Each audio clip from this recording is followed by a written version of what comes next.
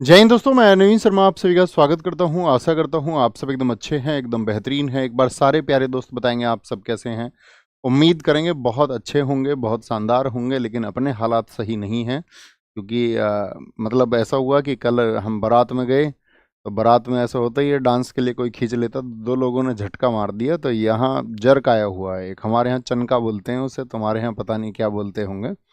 तो लिखने में थोड़ी सी दिक्कत हो सकती है। आज आज बस थोड़ा सा कॉम्प्रोमाइज़ करना, वैसे तो होगी नहीं, ठीक है, झेलेंगे उस दर्द को। बाकी आप सब कैसे हैं, थम्स अप करके बताइए मुझे। कामिनी, अशोक, सत्या, रचना सिंह, आपका मनीष, ये सबके नाम के आगे अब @ आने लग गया है क्या? क्यों? अच्छा, यूट्यूब की तरफ से ये रिया गुप्ता, थ्री श्री, मेघादुम, हर्षित, उत्तम चतुर्वेदी, प्रिया देवी, पूजा वर्मा, बादल, अमित शुक्ला, सारे साथियों का बहुत स्वागत है और आप सबका स्वागत है प्रैक्टिस सेट नंबर 5 पर। आज हमारी 1/3 जर्नी पूरी हो जाएगी, तो शुरू करते हैं सब दोस्तों को नमस्कार करके पहले क्वेश्चन के साथ में। मणिपुरी शास्त्रीय नृत्य के मर्दाना पहलू को किसके रूप में जाना जाता है? ठीक है, मणिपुरी शास्त्रीय नृत्य के तो मर्दाना पहलू जो आपका पुरुष करते हैं उसको किस रूप में? चोलोम बोलते हैं, तो क्या बोलोगे? पुंग चोलोम आपको याद होगा, तो चोलोम उसको कहा जाता है। क्या कहते हैं? चोलोम उसको कहा जाता है। मणिपुरी कहाँ पर होता है भैया? मणिपुर में होता है।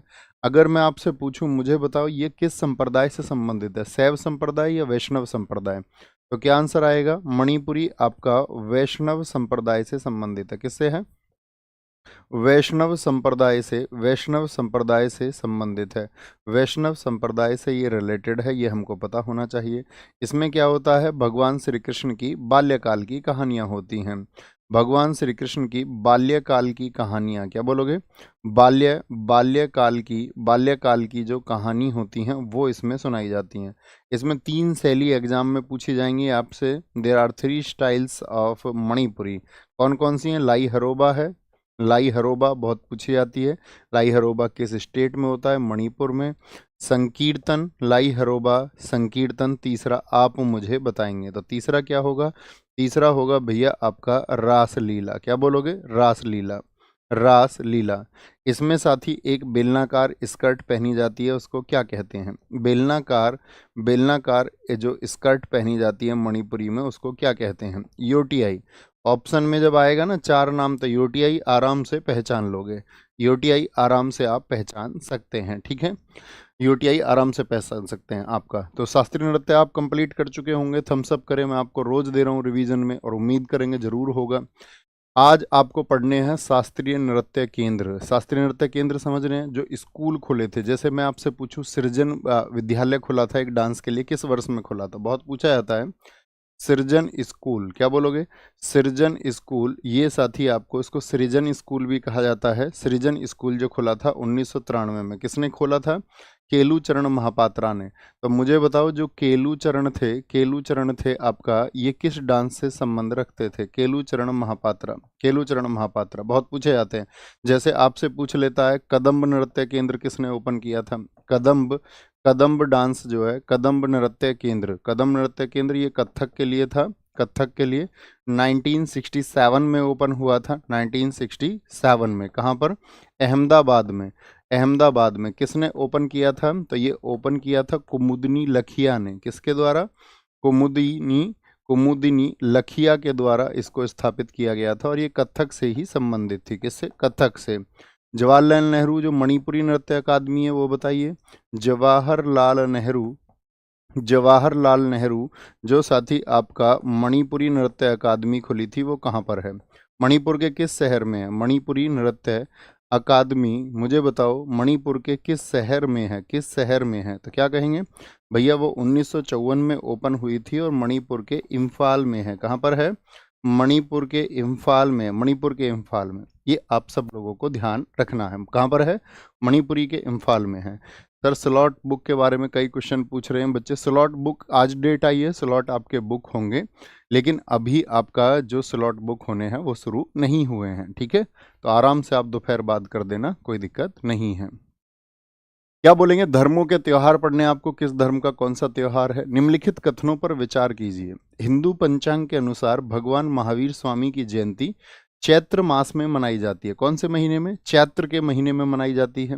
और दिवाली का त्योहार भी चैत्र महीने में मनाया जाता है। तो महावीर जयंती तो चैत्र महीने में मनाई जाती है, लेकिन दिवाली का त्योहार आप सबको पता होना चाहिए भैया, वो कार्तिक मास में मनाया जाता है। किसमें? कार्तिक मास में अमावस्या को मनाया जाता है, कार्तिक अमावस्या। इस तरह का पैटर्न एसएससी अब बहुत पूछ रहा है, आपको 2 स्टेटमेंट देगा और इस तरह से ऑप्शन दे करके पूछेगा, आपको घबराना नहीं है, ठीक है। तो क्या बोलेंगे, क्या ठीक हो जाएगा भैया जी? केवल एक ठीक हो जाएगा। क्या हो जाएगा? केवल एक ठीक हो जाएगा, केवल एक ठीक हो जाएगा। देखो, हिंदू जो त्योहार हैं आजकल एसएससी बहुत पूछता है, आपको पता होना चाहिए। जैसे पूछे रामनवमी और आपसे पूछ ले हनुमान जयंती भी, क्या पूछ ले? रामनवमी पूछ ले, हनुमान जयंती पूछ ले, तो क्या बोलोगे? रामनवमी और हनुमान जी। देखो, जो हनुमान जी के भक्त होते हैं वो ब्रह्मचार्य का पालन करते हैं, वो किसी से चैट नहीं करते हैं, तो चैत्र से याद रख लेना। और हनुमान जी तो किन के भक्त थे? भगवान श्री राम के भक्त थे, तो चैट नहीं करते वो किसी से, ठीक है। होली पे क्या हो जाता है? मैं कहता था होली पे पूर्ण पूरा लग जाता, लगुन से याद रखना, लग जाता है रंग। होली पे लग जाता है पूरा रंग। दीपावली पे इतने बम छुटते रहते हैं, आप अपनी कार तक नहीं जा सकते, आप अपनी कार तक नहीं जा सकते हो। अमावस्या यानी गहरी रात होती है, पूर्णिमा तो होती है उजाले वाली रात, क्योंकि चंद्रमा पूरा होता है, पूर्ण होता है। गणेश चतुर्थी, गणेश जी का बहुत शरीर भारी था, उनसे भागा नहीं जाता था, याद रख लेना, भागा नहीं जाता था, उससे याद रख लेना। महाशिवरात्रि पे लग जाती है बहुत लोगों की, क्या बोलेंगे, भीड़, बहुत लोगों की भीड़ लग जाती है। लगुन, लगुन से याद रखोगे तो मंथ पूछे जाते हैं, फागुन मंथ आप लिख देंगे, ठीक है। मकर संक्रांति ये पौष महीने में पूछी जाती है, क्या बोलेंगे? पौष महीने में पूछी जाती है। जन्माष्टमी ये आपका जब छोटे से कृष्ण जी हैं उनके भी भागने की कहानी आपने सुनी है। दुर्गा पूजा, देखो ये दुर्ग, दुर्ग बोलते हैं किसको? किले को। अश्व बोलते हैं घोड़े को। जो दुर्ग होते थे उनमें अश्व बहुत मिलते थे, घोड़े बहुत मिलते थे, ठीक है। और इसमें आपका दशहरा भी मिलता है, याद रखना। अश्व पे बैठ के, अश्व यानी घोड़े पे बैठ के आपको 10 दुर्ग जीतने हैं। क्या जीतने हैं? 10 दुर्ग। बसंत पंचमी ये माघ शुक्ल में मनाया जाता है। नाग पंचमी श्रावण, क्या बोलोगे? सावन मास में आता है, सावन मास में। रक्षाबंधन पे ऐसे रख लो, नाग, नागों को जब नाग पंचमी का त्योहार हो जाता है, नाग सब आ जाते हैं, नाग सब, ठीक है। रक्षाबंधन पे भी सब आते हैं रिश्तेदार, सब। सावन से याद रख लो, सब से याद रखना, ठीक है। भाई दूज ये तो दीपावली के पास मनता है, तो कार्तिक महीने में ही होता है, ये तो हमको पता होना चाहिए। और दशहरा ये हो गया अश्व पे, तो 10 10 क्या बोलेंगे? 10 दुर्ग जीतने अश्व पे बैठ के, बहुत पूछे जाते हैं और हमको हमेशा सही आंसर करने होते हैं, सही आंसर, ठीक है। ये राज्यों के नववर्ष हैं, इनका स्क्रीनशॉट आप ले लीजिए, आपको पता होना चाहिए राज्यों के नववर्ष। अब हम आपसे कुछ धर्म के त्योहार पूछेंगे, तो मैं क्वेश्चन पूछूंगा, आप मुझे बताना। आप मुझे बताओ जैन धर्म के किसी एक त्योहार का नाम, जैन धर्म के। तो जैन धर्म के किसी एक त्योहार की जब हम बात करते हैं तो उसमें ज्ञान पंचमी सबसे पहले आता है। ज्ञान पंचमी किस धर्म का त्योहार है? तो जैन धर्म का त्योहार है। महामस्तका अभिषेक, क्या बोलोगे?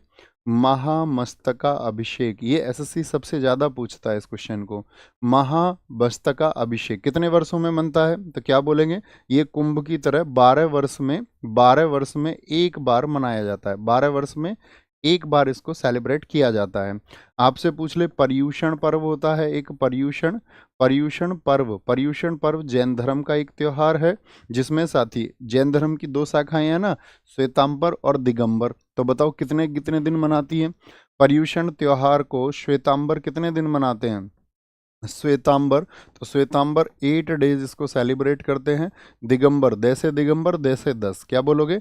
जो दिगंबर शाखा है वो आपका 10 डेज इसको सेलिब्रेट करता है, 10 दिन वो इसको मनाते हैं। ऐसे ही साथ ही मैं आपसे पूछूं बौद्ध धर्म के त्योहार, मुझको आप बताओ। बौद्ध धर्म के तो क्या बोलेंगे? सोंक्रान उत्सव बहुत मनाया जाता है, सोंक्रान पूछा जाता है। सोंक्रान उत्सव जो है वो किस धर्म का है? आपसे पूछेगा उल्लाबना उत्सव किस धर्म का है? तो बौद्ध धर्म का उत्सव है। पपेटी बताओ आप मुझे, जो पपेटी उत्सव है वो किस धर्म का है? पपेती भी बोलते हैं, पपेटी भी, तो क्या बोलोगे? पारसी धर्म का है, पारसी धर्म का। यहीं पर एक मनता है जश्न ए मिहिरा गान, जश्न ए मिहिरा गान, ये कहाँ का है साथी आपका? तो ये पारसियों का उत्सव है, पारसियों का। चेटी चंद बताओ कौन से चेटी चंद कहाँ पर मनाया जाता है? तो ये सिंधियों में मनाया जाता है। कहाँ पर? सिंधियों में मनाया जाता है चेटी चंद, चेटी चंद। अच्छा मुझे बताओ सुकोट कौन से धर्म में मनाया जाता है? सुकोट, या ईस्टर बताओ, ईस्टर, गुड फ्राइडे, ये किस धर्म में मनते हैं? ईस्टर हो गया आपका, गुड फ्राइडे हो गया, गुड फ्राइडे, तो क्या बोलेंगे? गुड फ्राइडे, ये आपका ईसाई धर्म में मनते हैं। कहाँ पर मनते हैं? ईसाई धर्म में इनको मनाया जाता है। सुकोट फेस्टिवल आपसे पूछ ले तो सुकोट यहूदी मनाते हैं। कौन मनाते हैं? यह यहूदी इस उत्सव को मनाते हैं, सुकोट उत्सव को, सुकोट को। चित्रकला की बात करेंगे, निम्नलिखित में से किस राज्य में कजली पेंटिंग्स पारंपरिक रूप से संबंधित हैं जिसमें ब्रश का उपयोग नहीं किया जाता है? कजली पेंटिंग्स, आंसर करें भैया फटाफट से। सारे लोगों का आंसर आए, बहुत अच्छा आंसर आना चाहिए। बोलेंगे भी फटाफट से, सर एग्जाम के लिए कौन सा डेट सेलेक्ट करें आपके अकॉर्डिंग? आप अपनी सहूलियत से देखिए, मेरे अकॉर्डिंग क्या है, किसी के घर शादी होंगी तो कोई एग्जाम दे के जल्दी फ्री होना चाहेगा, बाकी इससे कोई अंतर नहीं आएगा, है ना? ठीक है। और मेरे हिसाब से तो ज़्यादातर बच्चे थोड़ा सा सोचेंगे यार कुछ दिन और रिवीजन कर लेते हैं। देखिए हालात वही रहेंगे आपके, पिछले दिनों से आप तैयारी कर रहे थे और कोई बीच में कारण हो गया था, आपके घर में कोई शादी आ गई थी या कुछ वजह, तो आप थोड़ा मतलब लगता है आपको 10-20 दिन आपके कहीं ख़राब गए थे, तो आप आगे वाला डेट सेलेक्ट कर सकते हैं। ठीक है, बाकी कोई उससे अंतर नहीं आना है, एकदम से उत्साह के साथ में परीक्षा देने जाइए। तो कजली पेंटिंग सबका आंसर आया, कहाँ की हैं? राजस्थान की हैं। और पेंटिंग भी होती हैं, बताओ राजस्थान की कोई एक पेंटिंग मुझे बताओ। तो कजली होती है आपका, कजली होती है, पड होती है, यहाँ पर मंडाना होती है, मंडाना, ठीक है, लघु होती है, लघु, और साथ ही आपका मेहंदी, मेहंदी कहाँ की है आपका? ये भी राजस्थान की है मेहंदी। केरल की अगर हम बात करते हैं तो केरल में कौन सी होती है? कलमा जट्टू होती है। मैंने बताया था ना, डबल टैग केरल की पहचान है। कलमा जट्टू होती है और मार्गोम कली होती है। क्या होती है?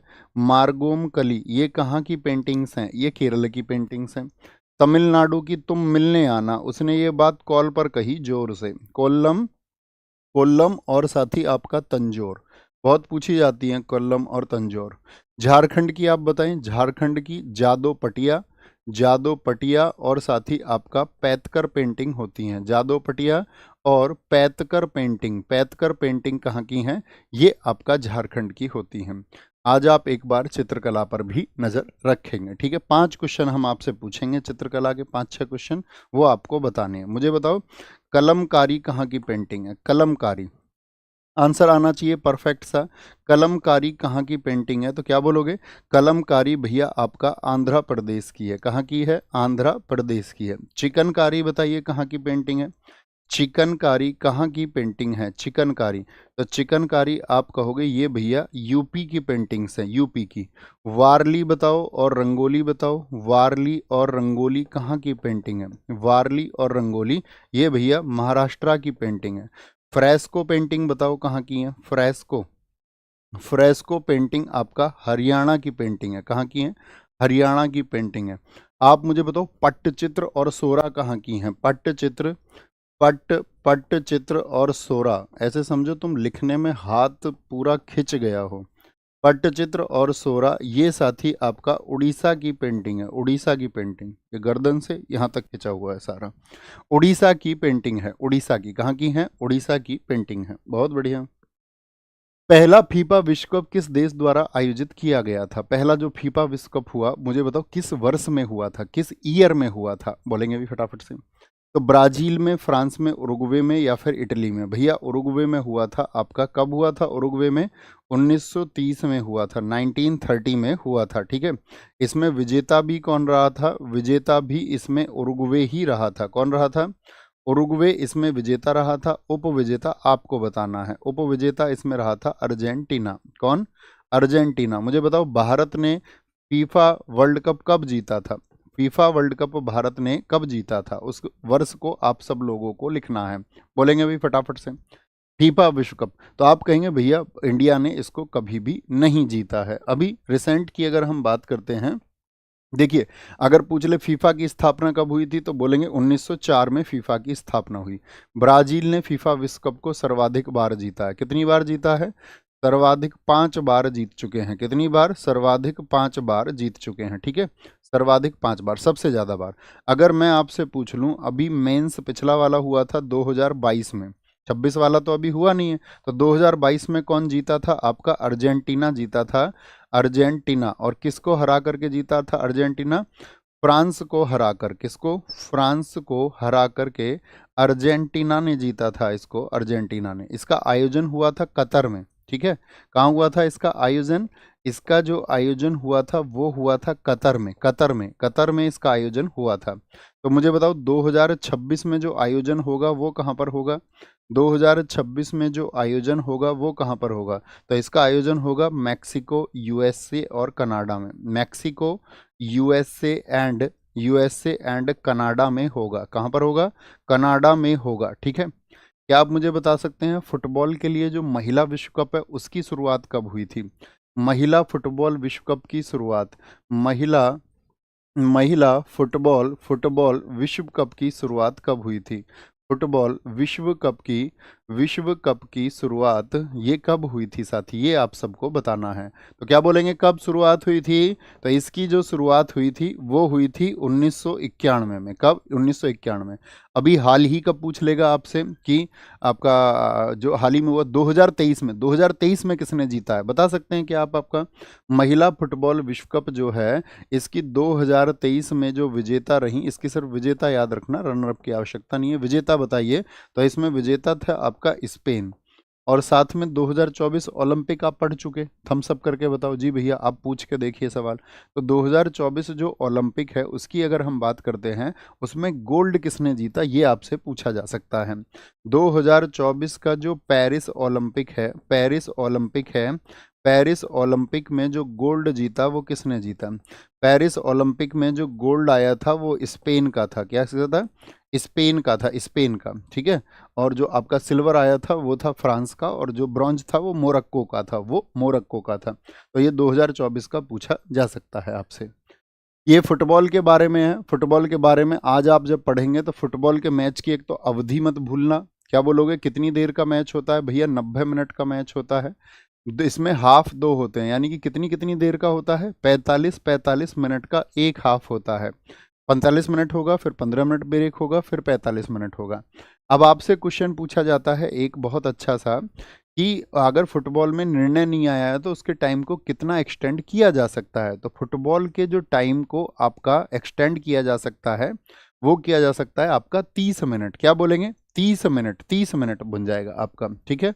ये फुटबॉल से संबंधित जानकारी है, आपको पता होनी चाहिए। फीफा का आपको यहाँ पर ये स्थापना पता होना चाहिए, मुख्यालय पता होना चाहिए आपको, और साथ में भारत में जो फुटबॉल महासंघ था उसकी आपको डेट पता होना चाहिए।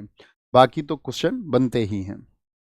बैडमिंटन की बात करेंगे। बैडमिंटन के संबंध में निम्नलिखित कथनों पर विचार करें। स्टेटमेंट्स को आपको पढ़ना है, साथ ही सिर्फ आंसर दें, कुछ साथी अतिरिक्त बातें कर रहे हैं। मेरी आप सबसे रिक्वेस्ट है कि आप जो है अपने आप को, अपने ध्यान को भटकने मत दिया करो, यही कंसंट्रेशन बनाने का वक्त होता है। तो बहुत कंसंट्रेशन के साथ में पढ़ा करो, ठीक है, अतिरिक्त कोई ध्यान नहीं। तो बैडमिंटन शटल कॉक का उपयोग होता है बैडमिंटन में, तो आप कहेंगे हाँ भैया बिल्कुल होता है। मानक डबल कोर्ट जो होता है वो 13 मीटर गुणा 6.10 मीटर का होता है, डबल्स जब दो खिलाड़ी खेल रहे हो। अगर हम सिंगल्स की बात करें तो लंबाई तो सेम ही रहेगी, 13.40 मीटर ही रहेगी, लेकिन जो चौड़ाई हो जाती है वो 5.18 मीटर हो जाती है, 5.18 मीटर। अंतर्राष्ट्रीय बैडमिंटन महासंघ, जो इसको हम बोलते हैं इंटरनेशनल बैडमिंटन फेडरेशन, स्थापना 1934 में हुई थी। क्या? हाँ भैया याद रखेंगे, इसी में हुई थी। तो क्या ठीक हो जाएगा? 1, 2 और 3, अर्थात तीनों ही ठीक हो जाएंगे, तीनों ही ठीक हो जाएंगे। मुझे बताओ जो बैडमिंटन का मैच होता है, बैडमिंटन का जो मैच होता है उसमें कितने अंकों के कितने सेट होते हैं? ठीक है, कितने अंकों के कितने सेट होते हैं? अगर मैं बैडमिंटन के मैच की बात करता हूँ तो याद रखना उसमें क्या होता है आपका 21 अंकों के, ठीक है, 21 अंकों के 3 सेट होते हैं। 21 अंकों के कितने सेट होते हैं? 3 सेट उसमें होते हैं। और जो 0 पॉइंट होता है उसको क्या कहा जाता है? इसमें 0 पॉइंट को कहा जाता है लव। क्या कहा जाता है उसको साथी? लव, यानी लव पॉइंट उसको कहा जाता है। अगर हम बात करें इसका जो नेट है उसकी ऊंचाई कितनी होती है लगभग में बताइए? नेट की जो ऊंचाई होती है, ये देखिए डिफरेंस होता है इसमें। अगर हम पूछे किनारों पर, अर्थात एट कॉर्नर्स, सिरों पर, अगर हम सिरों पर बात करते हैं तो 5.1 फीट होती है, 1 फीट होती है। और अगर नेट की ऊंचाई बीच में बात करें हम, बीच में, तो 5 फीट होती है। कितनी होती है? 5 फीट होती है, 5 फीट होती है। जो बैडमिंटन होती है ये कितने पंखों से बनी होती है और इसका वजन बहुत इंपॉर्टेंट है। यानी कि इसमें जो शटल होती है, शटल कॉक जो होती है, वो शटल कॉक जो होती है वो 16 पंखों से बनी हुई होती है। कितने पंखों से? 16 पंखों से बनी हुई होती है। और इसका जो वजन होता है, इसका जो वजन होता है वो है 4.74 ग्राम से लेकर के 4.74 ग्राम से 5.5 ग्राम तक होता है, 5 ग्राम तक होता है। ये हमको साथ ही पता ही होना चाहिए। ठीक है, नेक्स्ट। भारत के प्रमुख स्टेडियमों में से एक नरेंद्र मोदी क्रिकेट स्टेडियम कहाँ पर स्थित है?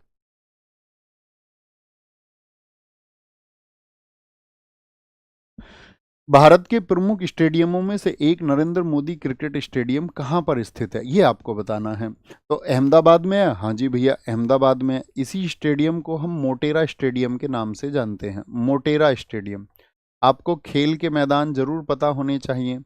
दोस्त, ये जो टॉपिक है ना ब्लू कलर में, ये आपको एक बार देख लेने। आप अगर अच्छे छात्र रहे थे, अब तक बहुत सिंसियर तरीके से आप पढ़ रहे थे, तो मैं ये कहता हूँ कि आप इसको मुश्किल से 5 मिनट में इस टॉपिक को रिवाइज कर सकते हैं। ठीक है, क्या बोलेंगे?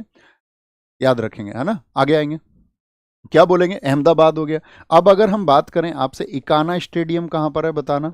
इकाना जो अटल बिहारी वाजपेयी जी के लिए, अटल जी के लिए है, इकाना स्टेडियम, वो कहाँ पर है? तो आप बोलोगे लखनऊ में है, लखनऊ में।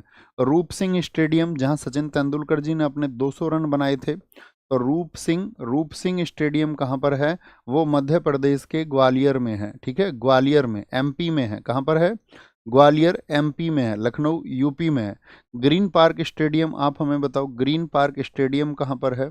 तो ग्रीन पार्क स्टेडियम है भैया आपका कानपुर में। कहाँ पर है?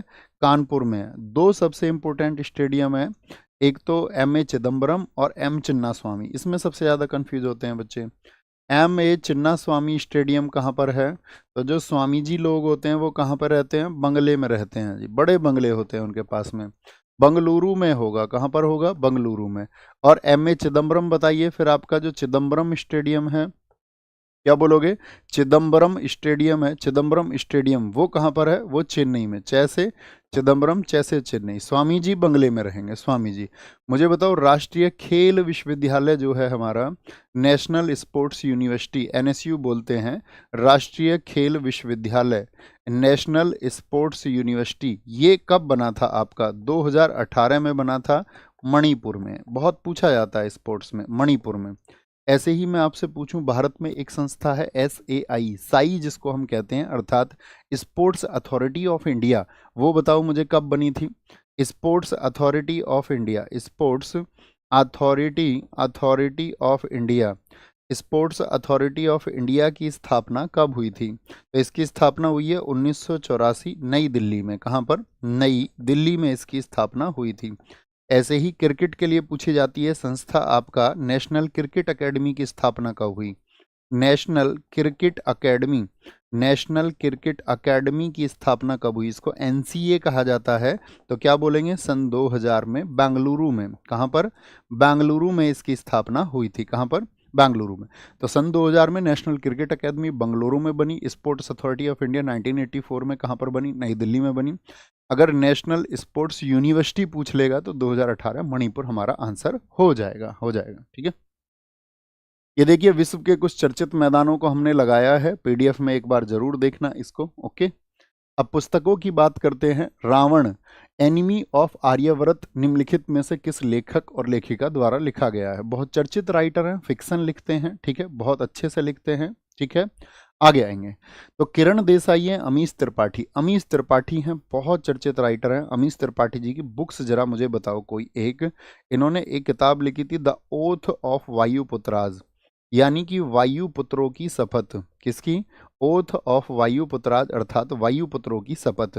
द सीक्रेट ऑफ नागाज किसकी है? जो नागाओं का रहस्य इन्होंने लिखा, द सीक्रेट ऑफ नागाज। ये बार बार रिपीट होती हैं भैया दिल्ली पुलिस में, हर सेट में मैं कहूँगा कहीं ना कहीं किताब आपको जरूर मिलेगी। द शिवा ट्रायोलॉजी, क्या बोलेंगे? द शिवा ट्रायोलॉजी, ये किसकी है? ये भी इनकी है, शिव त्रयी। द चोला टाइगर्स, चोल साम्राज्य के ऊपर लिखी इन्होंने, द चोला टाइगर्स, ये किसकी है? ये भी इन्हीं की किताब है। ठीक है, अभी लिखी है, इसी साल लिखी है, 2025 में। द क्या बोलेंगे? द चोला टाइगर्स, इनकी एक किताब है सीता द वॉरियर, सीता, क्या बोलेंगे, सीता बुक किसकी है, वो इन्हीं की बुक है। आपसे पूछ ले एक होता है war of Lanka, war of Lanka इन्होंने ही लिखी, वॉर ऑफ लंका। एक किताब पूछी जाती है इनकी, आपका भगवान शिव जी कैसे बने थे, एक कबीले से बढ़ करके। तो हम जब नोबेल पढ़ते थे तो अपने शुरुआती नोबेल में हमने पढ़ा था, उसका किताब का नाम है आपका, दो किताबें आई थी वो, इमोर्टल्स ऑफ मेलुहा, मेलुहा के मृत्युंजय, क्या नाम है उसका, immortals of Meluha, immortals, immortals of Meluha, अर्थात मेलुहा के मृत्युंजय, मेलुहा के मृत्युंजय। एक इनकी किताब थी आपका मेलुहा के मृत्युंजय, एक थी इनकी आपका scion of Ikshvaku, scion of Ikshvaku, Ikshvaku अर्थात इच्छवाकू के वंशज, इच्छवाकू के वंशज, ये किताब इनकी थी, है ना। किरण देसाई हम आपको बता चुके। एक फिक्शन के राइटर और बताते हैं आपको, बहुत चर्चित है, एसएससी के लिए बहुत इंपॉर्टेंट भी हैं, अश्विन सांघी, क्या बोलोगे, अश्विन, अश्विन सांघी, ये भी एक चर्चित राइटर हैं। इनकी किताब कौन कौन सी हैं, अश्विन सांघी ने एक बुक लिखी है आपका चाणक्याज चैंट, कौन सी, चाणक्याज, चाणक्याज चैंट, ये किसकी बुक है, ये अश्विन सांघी की बुक है, चाणक्याज चैंट। द अयोध्या अलायंस किसने लिखी है, अभी आई 2025 में ही, अयोध्या, द अयोध्या अलायंस, ये किसकी बुक है, अलायंस, ये 2025 की बुक है, शायद आपने करंट अफेयर्स में पढ़ी होगी, the Ayodhya alliance. The vault of Vishnu किसकी है, the vault of Vishnu, the vault of Vishnu, ये इन्हीं की किताब है साथी, द वॉल्ट ऑफ विष्णु। और रेजर शार्प, पिछले साल बहुत चर्चित किताब इनकी रही थी, रेजर शार्प 2024 की किताब है। एक इनकी बुक है जो भगवान कृष्ण जी के ऊपर उन्होंने लिखी, द कृष्णा की, क्या बोलेंगे, द कृष्णा की, दिखाएंगे भैया। दोस्त मत लिखो प्लीज, अलग बातें मत करो, अलग बातें मत करो, आंसर के अलावा अलग बातें मत करो, मेरी प्रार्थना है आप सबसे। आप एक ही कमेंट को बार बार करते रहते हैं, इसका मतलब आपका ध्यान सिर्फ और सिर्फ कमेंट सेक्शन में कॉपी पेस्ट पर होता है, यानी आपका कक्षा से कोई लेना देना नहीं है, इसमें सुधार करें। रिक्वेस्टिंग टू यू, बार बार हम आपसे प्रार्थना करते हैं, करते रहेंगे। केंद्र शासित प्रदेश दिल्ली के मुख्य कार्यधिकारी कौन होता है, जो केंद्र शासित प्रदेश होता है दिल्ली, उसमें साथी आपका चीफ एग्जीक्यूटिव ऑफिसर कौन होता है, क्या प्रधानमंत्री होते हैं, क्या मुख्यमंत्री होते हैं, क्या उपराज्यपाल होते हैं, नहीं जी, भारत के राष्ट्रपति होते हैं। भारत के राष्ट्रपति आप जानते होंगे, कॉमन सी बात है कि तीनों सेनाओं के प्रमुख होते हैं। राष्ट्रपति किन किन की नियुक्ति करते हैं, ठीक है, 4-5 लाइन छोड़िए अपने इस प्रैक्टिस सेट में और लिखना, राष्ट्रपति द्वारा नियुक्ति किन किन की जाती है, राष्ट्रपति द्वारा नियुक्ति। तो क्या बोलेंगे भैया, आपका अटॉर्नी जनरल हो, चाहे कैग हो, चाहे सुप्रीम कोर्ट हाई कोर्ट के न्यायाधीश हो, चाहे यूपीएससी के आपका अध्यक्ष हो या सदस्य हो, उन सब की नियुक्ति कौन करते हैं, ये राष्ट्रपति करते हैं, आपको यहाँ पर लिखना होगा। भारतीय संविधान के किस अनुच्छेद में उल्लेख है कि राष्ट्रपति पुनर्निर्वाचन के लिए भी पात्र हो सकते हैं, यानी कि फिर से एक ही बार राष्ट्रपति नहीं बन सकते, दोबारा राष्ट्रपति बन सकते हैं। तो दोबारा राष्ट्रपति बन सकते हैं, इस बात का महत्व है। जैसे कोई बने हैं क्या भारत में, हाँ जी, एक ही व्यक्ति बने हैं सिर्फ, डॉक्टर राजेंद्र प्रसाद जी, डॉक्टर राजेंद्र प्रसाद, उनका पुनर्निर्वाचन हुआ था, यानी कि वो फिर से राष्ट्रपति बने थे, फिर से।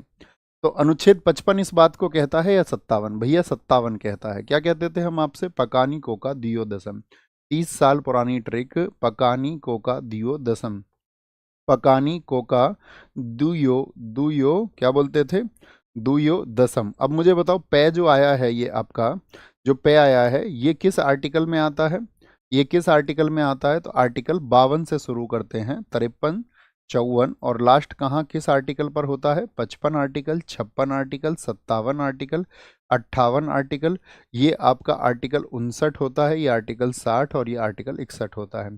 तो राष्ट्रपति का जो पद है उसको बताया गया है 52 में, और वो एग्जीक्यूटिव का चीफ होगा, कार्यपालिका का प्रमुख होता है, क्या होता है, कार्यपालिका का प्रमुख होगा, चीफ ऑफ एग्जीक्यूटिव होगा।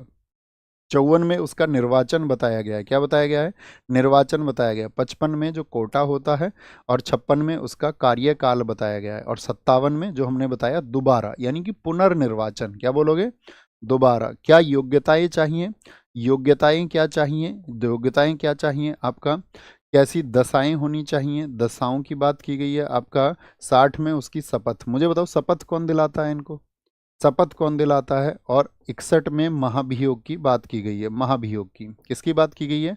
महाभियोग की। तो राष्ट्रपति को शपथ कौन दिलाते हैं? तो क्या बोलोगे भैया? जो सुप्रीम कोर्ट होता है उसके मुख्य न्यायाधीश दिलाते हैं। अगर वो प्रेजेंस नहीं है तो फिर कोई आपका सीनियर मोस्ट जो आपके जज होंगे, वरिष्ठतम न्यायाधीश होंगे, वरिष्ठतम न्यायाधीश। महाभियोग की बात करें तो ये कैसा प्रोसेस बताया जाता है? इसको क्वासी जुडिशियल प्रोसेस इसको बताया जाता है। यह एक अर्धन्यायिक प्रक्रिया है। किस देश से लिया है हमने महाभियोग? अर्धन्यायिक प्रक्रिया है, अर्धन्यायिक। यह एक अर्धन्यायिक प्रक्रिया है। किस देश से हमने इसको लिया है? यूएसए से हमने इसको लिया है। कहाँ से लिया है? यूएसए से लिया है, यूएसए से।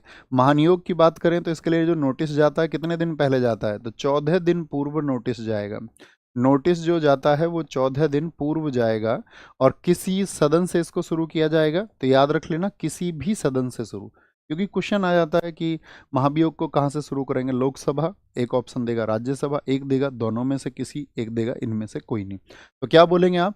किसी भी सदन से उसकी प्रक्रिया को शुरू किया जा सकता है, किसी भी सदन से। और पूर्व में जो हस्ताक्षर होंगे क्या याद रखेंगे? पूर्व में आपका सदन के 1/4 हस्ताक्षर होने चाहिए पूर्व में। और बाद में क्या चाहिए? 2/3 बहुमत चाहिए। और फिर राष्ट्रपति को हटाया जा सकता है। ठीक है, राष्ट्रपति को हटाया जा सकता है। मुझे बताइए, राष्ट्रपति साहब किसी के पास, उनके पास क्षमादान की शक्ति है? आप कहेंगे हाँ, उनके पास क्षमादान की शक्ति है। राज्य में किसके पास में है? राज्यपाल के पास में है। लेकिन जैसे राष्ट्रपति हैं वो आपका मृत्युदंड को भी क्षमा कर सकते हैं। वो आपका कोर्ट मार्शल, हमारा जो सेना न्यायालय अधिनियम है 1950, उसके नियमों के तहत अगर कोई भी आपका सजा होती है उसको भी ये माफ कर सकते हैं। राज्यपाल नहीं कर सकते। राज्यपाल ना मृत्युदंड को माफ कर सकते हैं, ना कोर्ट मार्शल की सजा को, सिर्फ इतना अंतर है। तो मुझे बताएं, राष्ट्रपति जो क्षमादान देते हैं वो किस आर्टिकल में? उनकी जो पार्डन पावर्स हैं वो आपका आर्टिकल 72 में है। ऑर्डिनेंस ये लेके आते हैं, अध्यादेश जो लाते हैं, अध्यादेश। ठीक है भाई, सदन की कार्रवाई नहीं चल रही है तो ये क्या कर सकते हैं? आर्टिकल 123 के तहत एक ऑर्डिनेंस ला सकते हैं, अध्यादेश ला सकते हैं। जिस अध्यादेश को राष्ट्रपति लाएंगे वो कितने दिन तक चलेगा, ये आंसर आपको करना है। बोलेंगे भी फटाफट से, बोलेंगे भी फटाफट से, सारे लोग आंसर करें, सारे लोगों का आंसर आना चाहिए। भैया देवरिया 1531, आपने 1532 लिख दिया। 1931 में कैसे हो जाएगा यार? 1500 लिखा होगा, 1500, 1900 तो नहीं लिख सकते, वो हुमायूं के टाइम पर हुआ 1531 में। हाँ 1531 32 ही होगा। 6 महीने और 6 वीक, ये हुई बात। 6 जिन्होंने लिखा है, 6 महीने वाले सारे गलत हैं। 6 मंथ प्लस 6 वीक्स, 6 वीक्स। अच्छा, ऐसे कितने साथी हैं जिन्होंने जब मैंने पॉलिटी पढ़ाई थी उसको पढ़ा था नायक बैच में? थम्स अप करके जरा मुझे बताना, जरा बताओ फटाफट से। ठीक है, ये आपको बताना है। नेक्स्ट, निम्नलिखित में से कौन भारत के राष्ट्रपति के चुनाव में भाग नहीं लेता है? जो चुनाव में पार्टिसिपेट नहीं करता है। तो क्या बोलेंगे? संसद के दोनों सदनों के मनोनीत सदस्य। तो मनोनीत सदस्य कभी भी भाग नहीं लेंगे, क्योंकि उनको तो मनोनीत ही राष्ट्रपति करते हैं, तो वो राष्ट्रपति का फेवर लेंगे नहीं लेंगे? आप कहेंगे हाँ जी भैया। बोलेंगे क्या कहेंगे आप कहेंगे हाँ जी भैया, बिल्कुल होगा। संसद के दोनों सदनों के निर्वाचित सदस्य लेते हैं भाग। राज्य की विधानसभाओं के निर्वाचित सदस्य लेते हैं। दिल्ली और पांडिचेरी की विधानसभाओं के। और कौन सी विधानसभा इसमें नहीं है? तो आप क्या बोलोगे? जम्मू और कश्मीर, जम्मू और कश्मीर की भी विधानसभाओं के हिस्से लेते हैं। अगर मैं पूछूं राष्ट्रपति का जो चुनाव है उसकी प्रक्रिया हमने किस देश से ली है? तो मैंने कल बताया था आयरलैंड से, E&D। तो क्या बोलेंगे? चुनाव की जो प्रक्रिया है, राष्ट्रपति के चुनाव की प्रक्रिया, तो चुनाव की प्रक्रिया की बात करते हैं। ये हमने जो चुनाव की प्रक्रिया है आयरलैंड से ली है। कहाँ से लिए? आयरलैंड से हमने इसको लिया है। कहाँ से? आयरलैंड से हमने इसको लिया है। मुझे बताओ, राष्ट्रपति के चुनाव के लिए कितने आपका प्रपोजर्स चाहिए? 50 प्रस्तावक चाहिए। और 50 क्या चाहिए आपको? 50 अनुमोदक चाहिए। ठीक है, अप्रूवर्स कितने? 50 अनुमोदक चाहिए। जमानत राशि कितनी होती है? जो सिक्योरिटी मनी जमा होती है राष्ट्रपति के चुनाव के लिए, तो जमानत राशि, इसीलिए तो कोई भी व्यक्ति नहीं लड़ सकता राष्ट्रपति का चुनाव। 15,000 की वजह से नहीं, प्रस्तावक 50, और ये MP लोग होते हैं। तो आप लड़ सकते हो राष्ट्रपति का चुनाव, आपको चाहिए पहले 50 MP आपके समर्थन में हो और 50 ही फिर अनुमोदक हो। तो 100 MP आपके फेवर में होने चाहिए। जो चुनाव होता है वो कैसा होता है बताओ जरा, प्रत्यक्ष चुनाव होता है कि अप्रत्यक्ष होता है? तो आप कहेंगे इनडायरेक्ट इलेक्शन होता है। इसको बोलते हैं प्रोपोर्शनल रिप्रेजेंटेशन, आनुपातिक प्रतिनिधित्व के आधार पर होता है। एक इसमें एकल संक्रमणीय मत होता है, यानी सिंगल ट्रांसफरेबल वोट का प्रयोग होता है। किसका? सिंगल ट्रांसफरेबल वोट का। ठीक है। भारत के किस राष्ट्रपति ने भारतीय डाकघर संशोधन विधेयक पर पॉकेट वीटो, वीटो का मतलब होता है निषेध अधिकार, यानी कि राष्ट्रपति मना कर सकते हैं किसी बिल के लिए, तो जो पॉकेट वीटो प्रयोग की थी वो आर वेंकटरमन या जेल सिंह ने? तो किसने की थी? वो जेल सिंह ने की थी। कब की बात है ये? 1986 की बात है, 1986 है। यानी कि विधायक जो कोई विधेयक है, कोई बिल है, उस पर अनिश्चित समय तक कोई निर्णय ना लेना, ये पॉकेट वीटो है, ये पॉकेट वीटो। ऐसे ही नाम आता है आपका एपीजे अब्दुल कलाम जी का, उन्होंने भी एक बार वीटो का प्रयोग किया था। बताओ किस बिल पर? एपीजे अब्दुल कलाम जी की बात करें, उन्होंने साथ ही आपका 2006 में जो सांसदों की इनएबिलिटी को लेकर के था, यानी कि जो सांसद थे उनकी अयोग्यता को लेकर के, अयोग्यता निवारण एक्ट था, उस पर इन्होंने प्रयोग किया। सांसद अयोग्यता निवारण एक्ट पर इन्होंने अपनी वीटो का प्रयोग किया था। ठीक है, अपनी वीटो का। लेकिन ये जो वीटो थी ये निलंबनकारी वीटो थी। निलंबनकारी वीटो जो होती है उसको आप जानते हैं सिंपल मेजोरिटी से डिसमिस किया जा सकता है, ये आपने पॉलिटी में पढ़ा होगा। अच्छा, आर वेंकटरमन भी देश के एक राष्ट्रपति थे, उन्होंने किस पर वीटो का प्रयोग किया था?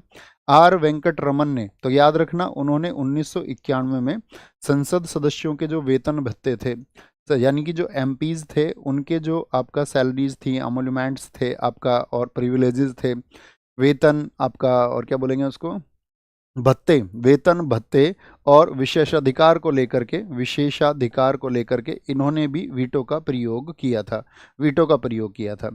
डॉक्टर राजेंद्र प्रसाद जी ने भी, जो राष्ट्रपति के पास में शक्ति होती है आत्यंतिक वीटो, उसका प्रयोग किया था। लेकिन किस विधेयक पर? डॉक्टर राजेंद्र प्रसाद जी ने किया था पैप्सू विधेयक पर। किस पर? पैप्सू पर। याद रखना, पैप्सू पर ये वीटो का प्रयोग करने वाले राष्ट्रपति बने थे, और पैप्सू पर इन्होंने 1954 में, कैसी वीटो थी वो एब्सोल्यूट वीटो थी आपका, यानी कि आपका आत्यंतिक वीटो थी। कैसी वीटो थी? आत्यंतिक वीटो वो थी, आत्यंतिक वीटो। भारत का उपराष्ट्रपति सरकार की किस शाखा का हिस्सा है? सरकार की किस शाखा का उपराष्ट्रपति? केवल विधायी शाखा का होता है, या फिर आपका केवल एग्जीक्यूटिव का होगा, या जुडिशरी में, या फिर कार्यपालिका और विधायिका दोनों? तो क्या बोलेंगे? दूसरा सबसे बड़ा पद है। न्यायपालिका में तो ये नहीं होते, लेकिन एग्जीक्यूटिव में और लेजिस्लेटिव दोनों में ये सदस्य होते हैं, दोनों ही काम होते हैं। राष्ट्रपति को, उपराष्ट्रपति को किस आर्टिकल में बताया गया है? जैसे राष्ट्रपति को आर्टिकल 52 में, ऐसी उपराष्ट्रपति को आर्टिकल 63 में। इनका क्या बनता है? क्या बोलेंगे? 63 से शुरू करते हैं, 63, आर्टिकल 63 से 64, 65, 66। ठीक है, फिर 67 आ जाता है, फिर 68 आ जाता है, फिर 69 आ जाता है। 69 के बाद में फिर आता है 70। तो क्या बोलते हैं यहाँ पर? बोलते हैं उसका, उसका, उसका निकास। क्या बोलेंगे? उसका निकास, उसका निकास सनी। क्या बोलोगे? सनी होता है। देखिए 63 में क्या है? वाइस प्रेसिडेंट, अर्थात उपराष्ट्रपति को बताया गया है। उपराष्ट्रपति को, उपराष्ट्रपति सभापति के रूप में काम करेंगे, सभापति, सभापति के रूप में काम करेंगे। तो सभापति जो होते हैं वो किस सदन में होते हैं? राज्यसभा में होते हैं। आप कहोगे हाँ जी, राज्यसभा में सबसे बड़े पीठासीन अधिकारी होते हैं। लेकिन क्या ये राज्यसभा के सदस्य होते हैं? यस और नो, ये आप आंसर दे दोगे तो मैं समझूंगा कि आपको उपराष्ट्रपति की समझ है। तो आप कहेंगे नहीं भैया, उपराष्ट्रपति राज्यसभा के सदस्य नहीं होते हैं। अगर 65 में हम बात करते हैं तो उनके कार्यों को बताया गया है। ठीक है, कार्यों को। निर्वाचन की बात करें, निर्वाचन को 66 में बताया गया है। 67 में उनका कार्यकाल बताया गया है, यहाँ कन्फ्यूजन हो जाता है। समय, यानी कि अगर कोई रिक्ति हो गई है तो कितने दिनों में वो पद भरा जाएगा। ठीक है, शपथ की बात करेंगे आपका, और जो इनका निर्वहन होता है, क्या होता है? निर्वहन। अगर मैं आपसे पूछूं ये त्यागपत्र किसको देते हैं? उपराष्ट्रपति जो है आपका त्यागपत्र किसको देंगे? तो ये त्यागपत्र देते हैं प्रेसिडेंट को, अर्थात राष्ट्रपति को, राष्ट्रपति को। और इनकी शपथ जो कराएंगे वो कौन कराते हैं? राष्ट्रपति को। तो शपथ भी इनकी कौन कराते हैं? शपथ भी इनकी राष्ट्रपति कराते हैं। कौन कराते हैं? राष्ट्रपति कराते हैं। लेकिन इनके चुनाव में सबसे इंपॉर्टेंट बात क्या है उपराष्ट्रपति के में? उपराष्ट्रपति के चुनाव में दोनों सदनों के, जो इनका चुनाव होगा, दोनों सदन यानी कि लोकसभा और राज्यसभा के, राज्यसभा के दोनों यानी अपर हाउस और लोअर हाउस के दोनों सदस्य, दोनों का मतलब क्या है, निर्वाचित अर्थात इलेक्टेड भी और नॉमिनेटेड अर्थात मनोनीत सदस्य दोनों भाग लेते हैं। निर्वाचित और मनोनीत समझ गए, यानी इलेक्टेड और आपका क्या बोलेंगे, अपॉइंटेड जो होते हैं, आपका जो नियुक्त सदस्य होते हैं वो भी आपका क्या बोलेंगे इसमें भाग लेंगे, ये अंतर है। लेकिन राष्ट्रपति साहब के में कहीं वो फेवर ना कर दें, इसीलिए मनोनीत सदस्य जो हैं वो पार्टिसिपेट नहीं करते हैं। अकबर के शासनकाल की निम्नलिखित घटनाओं को पढ़ें और घटनाओं का सही कालानुक्रमक दिए हुए कूट से प्रयोग करें। कौन सी घटना कब हुई थी, जरा सोचिए और लॉजिक लगाइए और ऑप्शन का इस्तेमाल करिए। घोड़ों को दागना, प्रांतों का गठन, मनसबदारी व्यवस्था और जजिया की समाप्ति। तो जजिया को उसने कब समाप्त किया था, आपका 1564 में। कब, 1564 में। आपको पता है दास प्रथा उसने 1562 में खत्म की थी। तीर्थ यात्रा कर उसने 1563 में खत्म किया था। आज अकबर को पढ़ना एक बार आप नोट्स से, ठीक है, तो आप जानोगे। उसके बाद में उसका तीसरा सबसे बड़ा काम जजिया ही था, तो ये काम उसने शुरुआती दिनों में किया, तो ऑप्शन 4 से सही हो जाएगा। ये प्रश्न को करने का एक आपका क्या बोलेंगे संबंध हो सकता है। फिर उसके बाद में ये सारी प्रथाएं थी। आपका मनसबदारी की अगर हम बात करते हैं, मनसबदारी उसने 1593 में शुरू की, ठीक है। 75 में हालांकि पोसी से की थी, लेकिन 93 में पूरी तरह से। घोड़ों को दागने की बात आई 1574 में। 1574 में जो शुरुआती मनसबदारी के पहले फेज की शुरुआत थी। प्रांतों का गठन उसने 1580 में किया। कब किया, 1580 में किया, 1580 में। आप मुझे बताओ इबादत खाने की स्थापना कब की थी उसने, इबादत खाने की स्थापना, जहां पर क्या बोलेंगे आपका बहुत सारी चर्चाएं होती थी, सारे धर्मगुरुओं को वो बुलाता था। इबादत खाने की जो स्थापना हुई थी, इबादत खाने की स्थापना 1575 में हुई थी। कब हुई थी, 1575 में हुई थी। मजहर की घोषणा उसने कब की थी, मजहर की घोषणा, जिसको कहा जाता है कि अकबर का आदेश सबसे ऊपर होगा, ठीक है। कोई भी धार्मिक विवाद यदि होगा तो अकबर का जो आदेश है वो सबसे ऊपर होगा। दीन इलाही की बात करें, जो इसने नया धर्म चलाया था, दीन इलाही एक नए धर्म की इसने स्थापना की थी, वो 1582 में की। अगर मैं बोलूं आपसे इलाही संवत उसने कब शुरू किया था, एक कैलेंडर भी शुरू कर दिया था इलाही संवत, तो इलाही संवत की बात करें तो 1583 में उसने शुरू किया था। मुझे सारे साथी बताओ विक्रम संवत कब शुरू हुआ था, शक संवत कब शुरू हुआ था और गुप्त संवत कब शुरू हुआ था। पहले आप आंसर करोगे विक्रमी संवत, जिसको हम विक्रम संवत भी कहते हैं, विक्रम संवत। एक भारत सरकार जिसको प्रयोग में लाती है वो शक संवत है, जिस दिन राजा कनिष्क गद्दी पर बैठे थे। और एक जिस दिन आपका गुप्त संवत, क्या बोलेंगे उसको, गुप्त संवत कहते हैं, जिस दिन आपका चंद्रगुप्त प्रथम गद्दी पर बैठे थे। तो विक्रम संवत क्या बोलोगे, 58 BC का है। शक संवत 78 AD का है, 78 ईस्वी का, ये ईसा पूर्व, ये ईसवी एनो डोमिनी। गुप्त संवत की बात करें वो सन 319 AD का है। क्या बोलोगे, 319 AD का है। तो इन कैलेंडर के वर्ष भी कई बार पूछे जाते हैं, ठीक है, बोलेंगे कोई दिक्कत।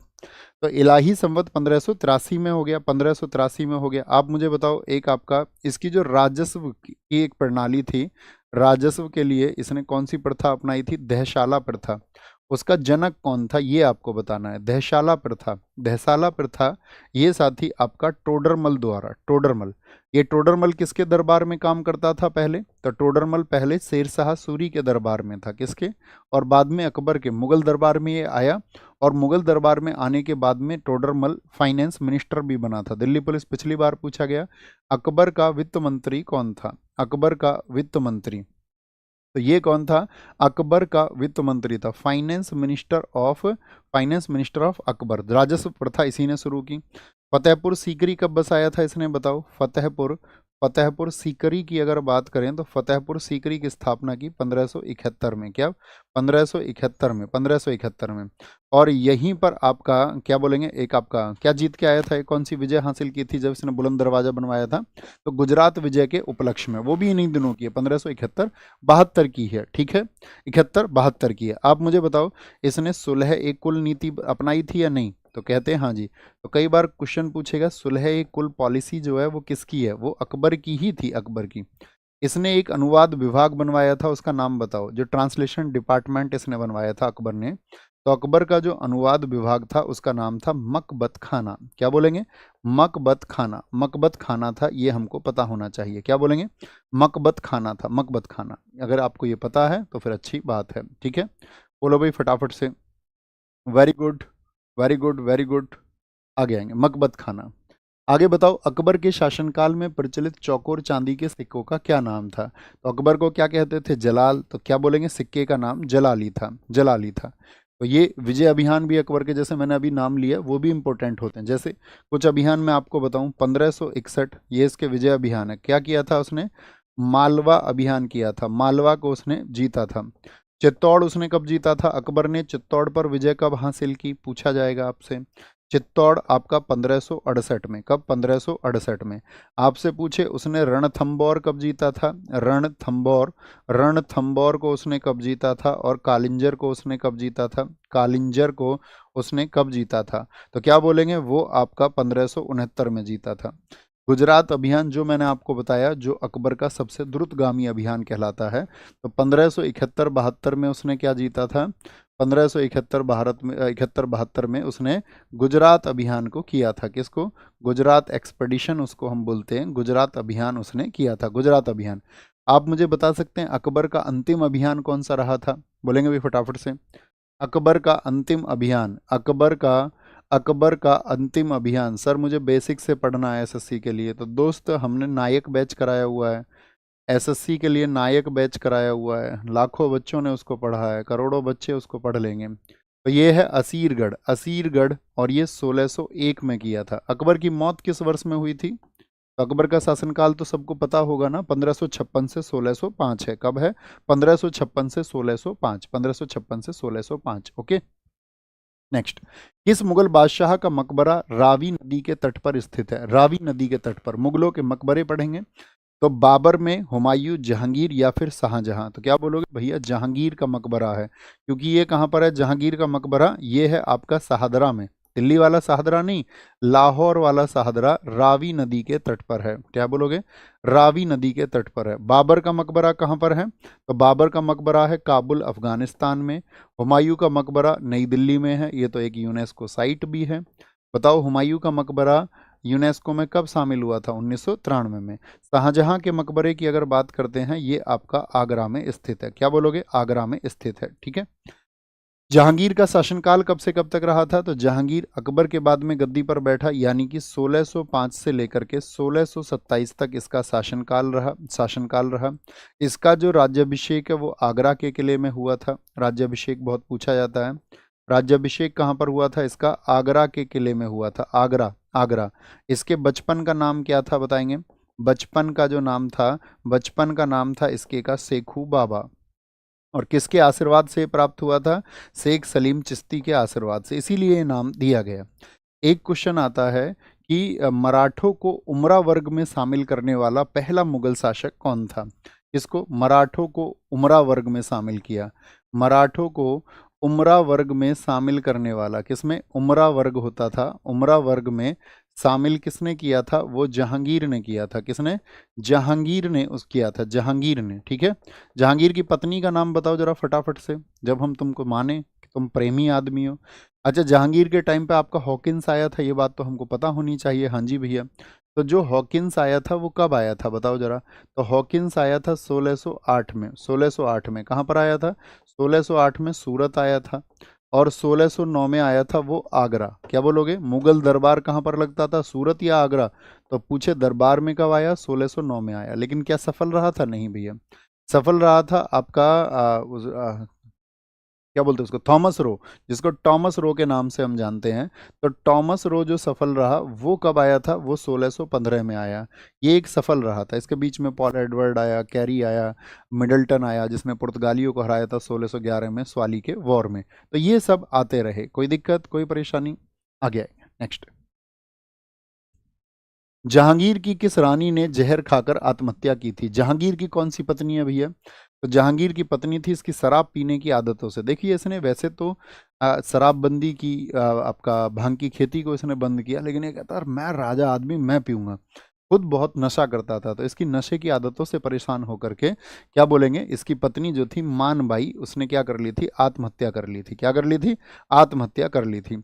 मानबाई क्या ही टाइटल है? शाह बेगम। महानबाई को वैसे तो बहुत सम्मान मिला हुआ था और उपाधि मिली हुई थी शाह बेगम। क्या बोलोगे? शाह बेगम। ये कौन है? ये मानसिंह की बहन थी। मानसिंह जानते हो? मानसिंह की बहन, मानसिंह की बहन जो आपका अकबर का सेनापति भी रहा, ठीक है। और याद रख लेना ये जहांगीर की पहली पत्नी हुई थी, जहांगीर की पहली पत्नी, अगर ये पूछ ले जहांगीर की पहली पत्नी, क्या बोलोगे? जहांगीर की पहली पत्नी थी। और जो जहांगीर की एक शादी और हुई वो बहुत चर्चित है, जिसको बोलते हैं मेहरुन्निसा।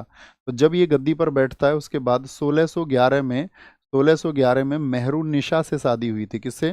मेहरून मेहरून निशा से शादी हुई थी, मेहरून निशा से क्या हुआ था?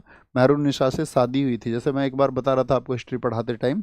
अच्छा, आपसे पूछता हूँ इस टिपिकल के क्वेश्चन को, पता चलेगा वहाँ कितने साथियों ने किया था। एक क्वेश्चन पूछा गया था आपका डीएसएसबी में, ठीक है।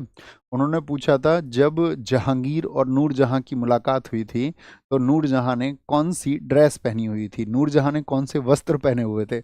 अब इस तरह के क्वेश्चन पूछ लेगा आपसे तो छोड़ना बनता है, ठीक है, तब चिंता नहीं करनी है। वो फिर मैं आपको बताता हूँ, अच्छे छात्रों को हमेशा ये पता होना चाहिए, हाँ परीक्षा में कुछ प्रश्न आएंगे जो छोड़ने लायक होंगे। अगर आप पहले से इस माइंडसेट को करके जाएंगे तो आपको परीक्षा में उस समय पर अगर कुछ प्रश्न आप नहीं कर पा रहे हैं तो वो चिंता ही नहीं होंगी। अगर आप ये मान के जाओगे नहीं मैं तो सारे ही प्रश्न करूंगा और उस समय पर आप प्रश्न नहीं कर पाए तो आपको चिंताएं होंगी। तो उसने चिकनकारी, बहुत बढ़िया, कई साथियों ने ठीक आंसर किया है, चिकनकारी वस्त्र थे और उनको नूर महली वस्त्र भी, क्योंकि उनको खुद नूर जहां ने डिजाइन किया था। Very good. तो मेहरुन्निसा के जो आपका, एक तो इसके पिता का क्या नाम था? मेहरुन्निसा के पिता का नाम था, बोलेंगे मिर्जा ग्यास बेग, जिसको एतमात उद्दौला कहते हैं। क्या बोलते हैं? एतमात उद्दौला।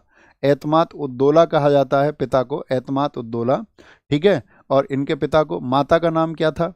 मेहरुन्निसा की माता का नाम था आपका, अरे जो वो इत्र निकालती थी, बताओ फटाफट से, इनकी माँ का क्या नाम था जो गुलाब से इत्र? अस्मत बेगम। क्या बोलेंगे? अशमत बेगम थी, अशमत बेगम थी, अशमत बेगम। तो एतमादुद्दौला की याद में तो क्या बनवाया इन्होंने? पिता एतमादुद्दौला का मकबरा बनवाया था मेहरुन्निसा ने ही। किसने? मेहरुन्निसा। मेहरुन्निसा को ही हम नूर महल बोलें या नूर जहां कहें, नूर जहां, नूर जहां, सारे जहां की रोशनी। इश्क में व्यक्ति ऐसा ही हो जाता है, जहांगीर भी ऐसा हो गया, उसने पूरे जहां की रोशनी तुम हो। एतमोद्दौला का मकबरा कहाँ पर है? ये साथी आपका आगरा में है, आगरा का। यही वो बिल्डिंग है जिसमें आपका सबसे पहली बार सफ़ेद संगमरमर का प्रयोग हुआ था, वाइट मार्बल, वाइट मार्बल का प्रयोग हुआ। इसी में साथी आपका ताजमहल पर मुझे बताओ कौन सी शैली का प्रयोग हुआ है जो उसकी दीवारों को अलंकृत किया गया है? तो इस शैली को बोलते हैं पित्रादुरा शैली। क्या बोलते हैं इसको? पित्रादुरा शैली। तो सबसे पहले पित्रादुरा शैली का इस्तेमाल भी किसमें हुआ था? ताजमहल से भी पहले। इस समय तक ताजमहल नहीं बना है क्योंकि ताजमहल तो शाहजहां बाद में बनाता है। इसीलिए एतमाउद्दौला को बेबी ताज भी कहा जाता है। क्या कहते हैं इसको? इसको बेबी ताज भी कहा जाता है। क्या बोलते हैं इसको? इसको भैया बेबी ताज भी कहा जाता है। अच्छा, आपको ये पता ही होगा जहांगीर को किस बात के लिए जाना जाता है? न्याय की जंजीर के लिए। किसके लिए? न्याय की जंजीर के लिए। सबसे इंपॉर्टेंट कहाँ पर लगवाई थी उसने न्याय की जंजीर, जिसमें 100 घंटियां थी सोने की, वो आगरा में लगवाई। एक क्वेश्चन पूछा जाएगा, न्याय की जंजीर हो गया। जहांगीर का जो काल है वो चित्रकला का स्वर्ण काल था, golden period of art and painting. चित्रकला का स्वर्ण काल किसके समय को कहा जाता है? तो किसके? जहांगीर के समय को कहा जाता है, जहांगीर के। इसके 4 पुत्र हुए, 4 बेटे कौन कौन से हैं पूछ लेगा आजकल, क्वेश्चन ऐसे बहुत पूछता है, निम्नलिखित में से कौन सा जहांगीर का बेटा नहीं था? तो क्या बोलेंगे? सबसे बड़ा बेटा खुर्रम, यानी कि शाहजहां नाम से जो गद्दी पर बैठा था, खुर्रम था आपका। जो इसका पुत्र विद्रोह करता है इसके खिलाफ, खुसरो था, खुसरो था। परवेज था, परवेज। और ये दासी पुत्र था आपका शहरयार, कहते हैं। बाकी सब तो आपका राजघराने की स्त्रियां थी ये, जिनसे ये बेटे पैदा हुए, शहरयार। और ये क्या चाहती थी मेहरुन्निसा? ये चाहती थी, मेहरुन्निसा चाहती थी कि इसकी जो शादी हो, क्योंकि इसकी ये विधवा थी एक। इसकी शादी किससे हुई थी? शेर अफगान से। शेर अफगान से इसकी शादी हुई, तो वहाँ से इसको एक बेटी थी लाड़ मलिका। ये चाहती थी लाड़ मलिका की शादी खुर्रम से करा दूं, लेकिन खुर्रम ने मना कर दिया। तो मजबूरी बनी, बाद में किससे करानी पड़ी? फिर शहरयार से शादी करानी पड़ी थी मेहरुन्निसा को अपनी बेटी की, क्योंकि मेहरुन्निसा एक ऐसी महिला रही थी मुगल दरबार में जिसके नाम के सिक्के चले थे, जिसके नाम के फरमान चलते थे, ठीक है। मतलब इश्क में जहांगीर सब कुछ हवाले कर बैठा था, बोला तुम ही हो मेरी जिंदगी, अब तुम ही हो, ऐसे कह के उसने सब कुछ हवाले कर दिया। तो इसीलिए इसके बेटे खुसरो आप देखोगे, पहले खुसरो था, हालांकि पहले से भी बहुत विद्रोही था। खुसरो, आपको याद होगा, खुसरो ने हेल्प मांग ली थी, उसको पैसे दे दिए थे गुरु अर्जुन देव जी ने, ये लो 5,000 रुपये और बहुत मजबूती से चलो। इसीलिए जहांगीर ने क्या किया था, पांचवे जो गुरु थे, कौन से, सिखों के पांचवे गुरु बताओ, उनकी कहानी भी याद रखना। सिखों के पांचवे गुरु, सिखों के जो पांचवे गुरु थे वो कौन थे, सिखों के पांचवे गुरु थे आपका गुरु अर्जुन देव। कौन थे, गुरु अर्जुन देव। उन्होंने किसकी हेल्प की थी, खुसरो की, अर्जुन देव। और बाद में क्या बोलेंगे आपका, ये कहा था आपका जहांगीर ने कि तुमने उसको 5,000 दिए, अब तुमको 2 लाख रुपए देने पड़ेंगे और इस्लाम एक्सेप्ट करना पड़ेगा, लेकिन उन्होंने नहीं किया था। क्या बोलेंगे, बहुत बढ़िया। युवराज खुर्रम ने किस वर्ष शाहजहां की उपाधि प्राप्त की थी, सर अब कोई नहीं देगा, अरे नहीं, ऐसा कल की बात बताता हूँ मैं तुम्हें, मुझे कल शाम एक भाई मिले, ठीक है, और शायद वो सुने भी इस बात को, कोई उन्हें बता दे, क्योंकि एक दो लोग और थे, उन्होंने कहा जी भैया मुझे ना इश्क हो गया था।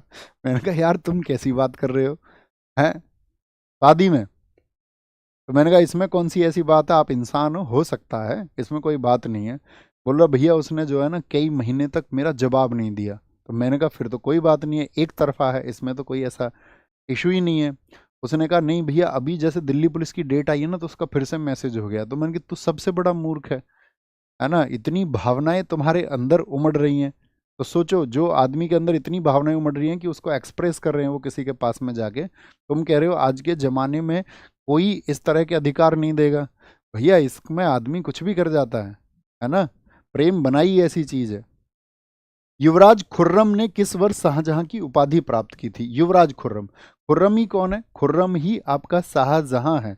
और शाहजहां जो गद्दी पर बैठा आपका, शाहजहां वो बैठ आपका मतलब खुर्रम जो उपाधि उसको मिली वो 1617 में मिली, क्योंकि इसने अहमदनगर जीता था। किस लिए मिली थी ये भी पूछे तो अहमदनगर विजय हुई थी 1617 में, अहमदनगर विजय 1617 में, तब इसको जहांगीर ने बनाया था 30,000 का मनसब, कितने का, 30,000 का मनसब, यानी कि इतने का अधिकारी ये हो गया था। ठीक है, ये उपाधि शाहजहां भी मिली थी इसको, इसी समय पर इसको क्या मिली थी, शाहजहां उपाधि। क्या बोलेंगे, नहीं तो पहले नाम क्या था, क्या बोलेंगे, पहले तो नाम था इसका आपका खुर्रम, क्या बोलोगे, खुर्रम था। ठीक है, ये बात याद रखेंगे।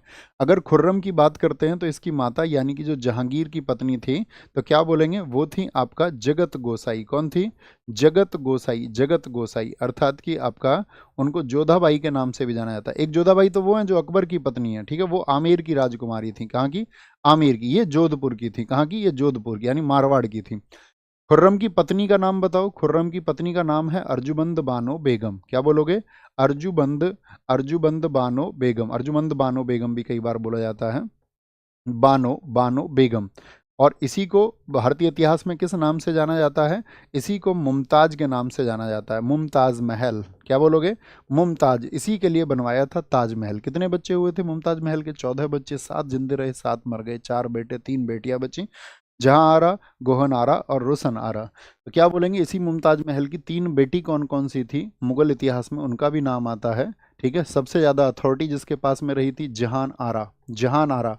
ठीक है, इसके पास सबसे धनी महिला थी, सूरत वूरत सब टैक्स इसी को जाते थे, सबसे अमीर महिला उस समय कहते दुनिया के इतिहास में कोई थी तो जहान आरा थी, इतना पैसा उसके पास था। रोशन आरा, रोशन आरा और आपका गोहन आरा। ठीक है, गोहन आरा। और इतिहासकारों ने देखिए गलत आरोप गोहन आरा इस पर लगाए, जहां आरा पे कहते हैं कि अंतिम समय में शाहजहां जब कैद में रहा तो अपनी बेटी के साथ रहता था, नहीं, ये कहते हैं कि आपका अंतिम समय में शाहजहां की उसकी जो बेटी थी जहान आरा, वो बराबर में गद्दे पर अपने पिता की सेवा के लिए 8 वर्षों तक जो आपका मुसम्मन बुर्ज था उसमें कैद रही। उसने बहुत सेवाएं की और अंतिम समय तक ये प्रयास करती रही कि अपने खराब बेटे औरंगजेब को भी वो माफ़ कर दे। और कहते हैं अंतिम दिनों ने उसने वो पत्र लिखवा ही लिया था और बाद में वो फिर औरंगजेब के पक्ष में भी आई, लेकिन अंतिम समय तक अपने पिता की सेवा उसने की। और बहुत सारे घटिया लोगों ने एक बेटी और उसके पिता के रिश्ते को शर्मसार किया और इस तरह से मतलब मिथक फैलाने शुरू किए कि इस तरह से वह आपकी इस चरित्र की थी। क्योंकि सबसे आसान क्या होता है, अगर किसी स्त्री को बदनाम करना है तो उसके चरित्र पर प्रश्न चिन्ह लगा दो, ये सबसे आसान है। तो 3 बेटी उसकी रही थी, 4 बेटे रहे। 4 बेटे कौन कौन से हैं खुर्रम के, बताओ जरा, इसके 4 बेटे कौन कौन से थे। 4 पुत्रों की अगर हम बात करते हैं, 4 पुत्र जो थे, 4 पुत्रों को हम ऐसे समझना डायरेक्शन से, चार पुत्र जो थे, तो जो उत्तर में था वो कौन था? दारा शिकोह। दारा शिकोह जिसको चाहता था शाहजहां की ये गद्दी पर बैठे, गद्दी पर बैठे दारा शिकोह, ठीक है। और इधर जो दे रखा था पूर्व में आपका, याद रखना, इधर शाह सूजा, यानी कि बंगाल वाले क्षेत्र में कौन था? शाह सूजा को कहाँ भेज दिया था? खुद से थोड़ा सा दूर बंगाल वाले क्षेत्र में। और इधर कौन था? उसका पुत्र मुराद था, इसको कहाँ भेज दिया था उसने? गुजरात भेज दिया था। और दक्षिण में किसको भेजा था? दक्षिण में भेजा था औरंगजेब को। औरंगजेब को दक्षिण में भेज दिया था, कहां पर? दक्षिण का सूबेदार बना करके, दक्षिण में, दक्षिण का सूबेदार बना करके, ठीक है। ये बात याद रख लेनी है। अब जो खुर्रम गद्दी पर बैठा, ये कब से कब तक बैठा था? तो शाहजहां जो गद्दी पर बैठा, शाहजहां, तो जहांगीर के बाद में बैठा, तो शाहजहां बैठता है 1627 से लेकर के 28 भी कई कई बार बात आती है, और 1658 तक। कब तक? 1658 तक आया। इसने बहुत सारी विजय हासिल की। 1633 में अहमदनगर जीता फिर से, वो स्वतंत्र हो गया था, पहले भी जीता फिर से जीता। अहमदनगर विजय, अहमदनगर विजय उसने हासिल की 1633 में। 1636 में गोलकुंडा को जीता। मोस्ट इंपॉर्टेंट, बार बार एसपीएससी रिपीट करती है, गोलकुंडा विजय 1636। और 1636 की ही बीजापुर विजय, क्या बोलोगे? बीजापुर विजय, बीजापुर विजय। जैसे जहांगीर के काल को चित्रकला का स्वर्ण काल कहा जाता है, उसी तरह से जो शाहजहां का काल था, जो शाहजहां है, इसके काल को बोलते हैं आपका स्थापत्य कला का स्वर्ण काल, यानी कि गोल्डन एज ऑफ आर्किटेक्चर, स्थापत्य कला का स्वर्ण काल। अच्छा बताओ क्या क्या इसने बनवाया था ऐसा? तो सबसे चर्चित तो है आपका ताजमहल। 1631 से 53 तक किस पर काम चला था? वो ताजमहल। ताजमहल के बारे में सब जानते हैं, आज आप पढ़ना भी शाहजहां को एक बार। और आपका लाल किला जो चला 1648 में पूर्ण हुआ। 1648 में पूर्ण क्या हुआ था? लाल किला दिल्ली का, क्या बोलेंगे? लाल किला जो दिल्ली का, रेड फोर्ट, जो 2007 में यूनेस्को की वर्ल्ड हेरिटेज साइट में भी शामिल हुआ, उसको पूर्ण कराया 1648 में। तो वास्तुकला का स्वर्णकाल इसको कहते हैं। बताएंगे जी। प्रमुख उत्पादन खदान है, कौन सी कहाँ से मैच करती है? खदानें आप पढ़ना, जो आपको माइंस मिलते हैं, तो खेतड़ी, क्या बोलोगे? राजस्थान की। किसके लिए जानी जाती हैं? इसको तो सब जानते हैं, तांबा। लेकिन देखिए दो ऑप्शन खत्म हो गए, लेकिन अब भी बच गए। अब आएंगे आप गिरिडीह पे। तो गिरिडीह कहाँ पर है आपका? ये आपका कोयला क्षेत्र है, बहुत फेमस। सुंदरगढ़ की अगर हम बात करें, क्या बोलोगे? सुंदरगढ़ की अगर हम बात करते हैं, लोहे के लिए जाना जाता है, और कोरापुट को बॉक्साइट की खानों के लिए जाना जाता है। तो 2 3 4 1 बन जाएगा, क्या बनेगा? 2 3 4 1 बन जाएगा, 2 3 4 1। भारत का पहला नाभिकीय ऊर्जा संयंत्र कहाँ स्थापित किया गया था? यानी कि आपका न्यूक्लियर जो पावर प्लांट था पहला, कहाँ पर बना था?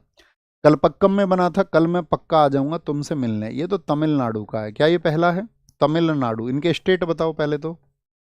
रावत भाटा ये साथी आपका राजस्थान का है। नरौरा अपने बुलंदशहर में है। अपना जिला जो पड़ता है, अपना जिला जो पड़ता है, हमारा जिला है बुलंदशहर, कहाँ पर? उत्तर प्रदेश में। इसी बुलंदशहर में हमारा शहर है सिकंदराबाद, उसके पास में हमारा गांव है। गांव का नाम क्या है बताओ जरा? इतने दिन बताया मैंने तुम्हें प्रोफाइल पर। कितने लोग बता सकते हैं हमारे गांव का नाम? तारापुर कहाँ पर है? ये आपका महाराष्ट्र है, लेकिन ये पेपर में नहीं आएगा, ठीक है, कभी सोच लो पेपर में आएगा, ठीक है। तो ये आपका अब पूछ रहा है, सॉरी, महाराष्ट्र में। ये मैंने बताया कि ये महाराष्ट्र में स्थित है। ये क्वेश्चन पूछे कि पहला नाभिकीय संयंत्र कौन सा है, तो वो भी तारापुर है। कब? 1969, 1969 में। कैगा बताओ कहाँ पर है? कैगा, कैगा, कैगा बताएंगे फटाफट से। कैगा कहाँ पर है? कैगा, कैगा ये साथी आपका कर्नाटक में है। कहाँ पर है? कैगा कर्नाटक में है। कैगा कर्नाटक में है। काकरापारा कहाँ पर है? काकरा, काकरापारा कहाँ पर है? काकरापारा तो क्या बोलेंगे आपका? गुजरात में है। क्या बोलेंगे? गुजरात में है। अगर मैं पूछूं प्रथम जल विद्युत संयंत्र कौन सा था? पहला जो साथी हाइड्रो पावर प्लांट था, पहला प्रथम जल विद्युत संयंत्र, ये कौन सा खुला था हमारे देश में? तो प्रथम जल विद्युत संयंत्र खुला था दार्जिलिंग में। लेकिन क्या वो सफल रहा था? तो आप कहेंगे नहीं भैया वो सफल नहीं रहा था। पहला जो सफल रहा था वो 1902 में, 1902 में खुला था। क्या बोलेंगे? पहला। ये कैसा रहा था? ये असफल रहा था, असफल, असफल। तो पहला सफल कौन सा है बताओ जरा फटाफट से? पहला जो सफल जल विद्युत संयंत्र था वो 1902 में ओपन हुआ था, 1902 में। क्या नाम है उसका? शिव समुद्रम। क्या बोलोगे? शिव समुद्रम। किस राज्य में स्थित है? तो राज्य है कर्नाटक। वहां पर आपका जो कावेरी रिवर बहती है, कावेरी नदी बहती है, उस पर आपका स्थित है। बोलेंगे भी फटाफट से? बहुत बढ़िया, ठीक है। सोल नाकोल, इनको इन्होंने गांव का नाम बता दिया। बहुत खूब, लेकिन याद मत कर लेना उसको, है ना, परीक्षा में नहीं आएगा। आओ आगे, फटाफट से आंसर करें। निम्नलिखित घटनाओं पर विचार कीजिए और उन्हें काल क्रमानुसार व्यवस्थित कीजिए। काल क्रमानुसार क्या बोलेंगे? भारतीयों द्वारा प्रथम चीनी उद्योग का विकास।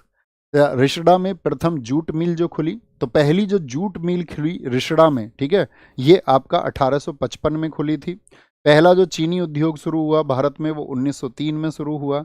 स्टील का उत्पादन 1874 में, और पहली जो कपड़ा मिल खुली थी वो 1854 में, ये आपने पढ़ा होगा सूती कपड़ा में, ठीक है। तो क्या बन जाएगा आपका? ये बन जाएगा 4-2, 4-2 से शुरू कर दो। ऑप्शन बी, परीक्षा में इसी तरह समय बचाना है। मुझे बताओ, पहला जो सूती वस्त्रों का कारखाना था जो असफल रहा वो किस वर्ष खुला था? पहला सूती वस्त्र कारखाना, पहला सूती वस्त्रों का जो कारखाना था वो किस वर्ष में खुला था? सूती वस्त्रों के लिए कारखाना ये असफल रहा था। क्या रहा था? असफल रहा था। कब? 1818 कोलकाता में। पूछा बहुत जाता है, ठीक है।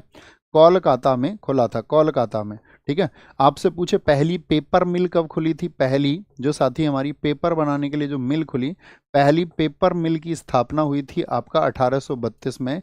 कहाँ पर? श्रीरामपुर में। कहाँ पर? वेस्ट बंगाल में स्थित है ये श्रीरामपुर। कहाँ पर? वेस्ट बंगाल में, वेस्ट बंगाल में। सीमेंट का पूछे, पहला जो सीमेंट का कारखाना खुला वो चेन्नई में खुला था। कहाँ पर?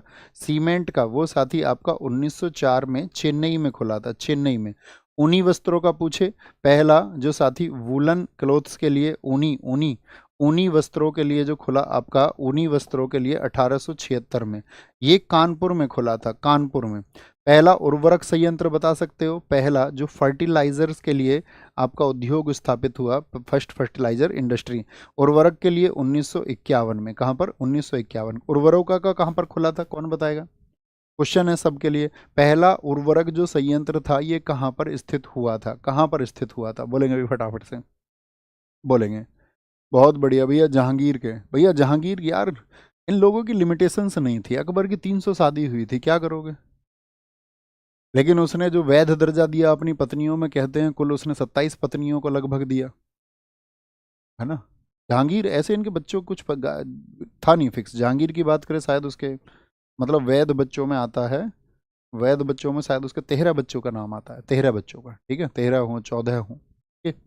एक आ जाता है उसके 5 बेटे, एक जल्दी मर गया था और 4 बाद में जिंदा रहे, तो 5 बेटे थे उसके और बहुत सारी बेटी थी, 8-9 बेटी थी, ठीक है। कोई दिक्कत, कोई परेशानी यहाँ तक की बात में? तो कहाँ पर खुला था पहला उर्वरक का? सिंदरी में, झारखंड में। क्या बोलोगे? सिंदरी में, झारखंड में। आगे रखेंगे।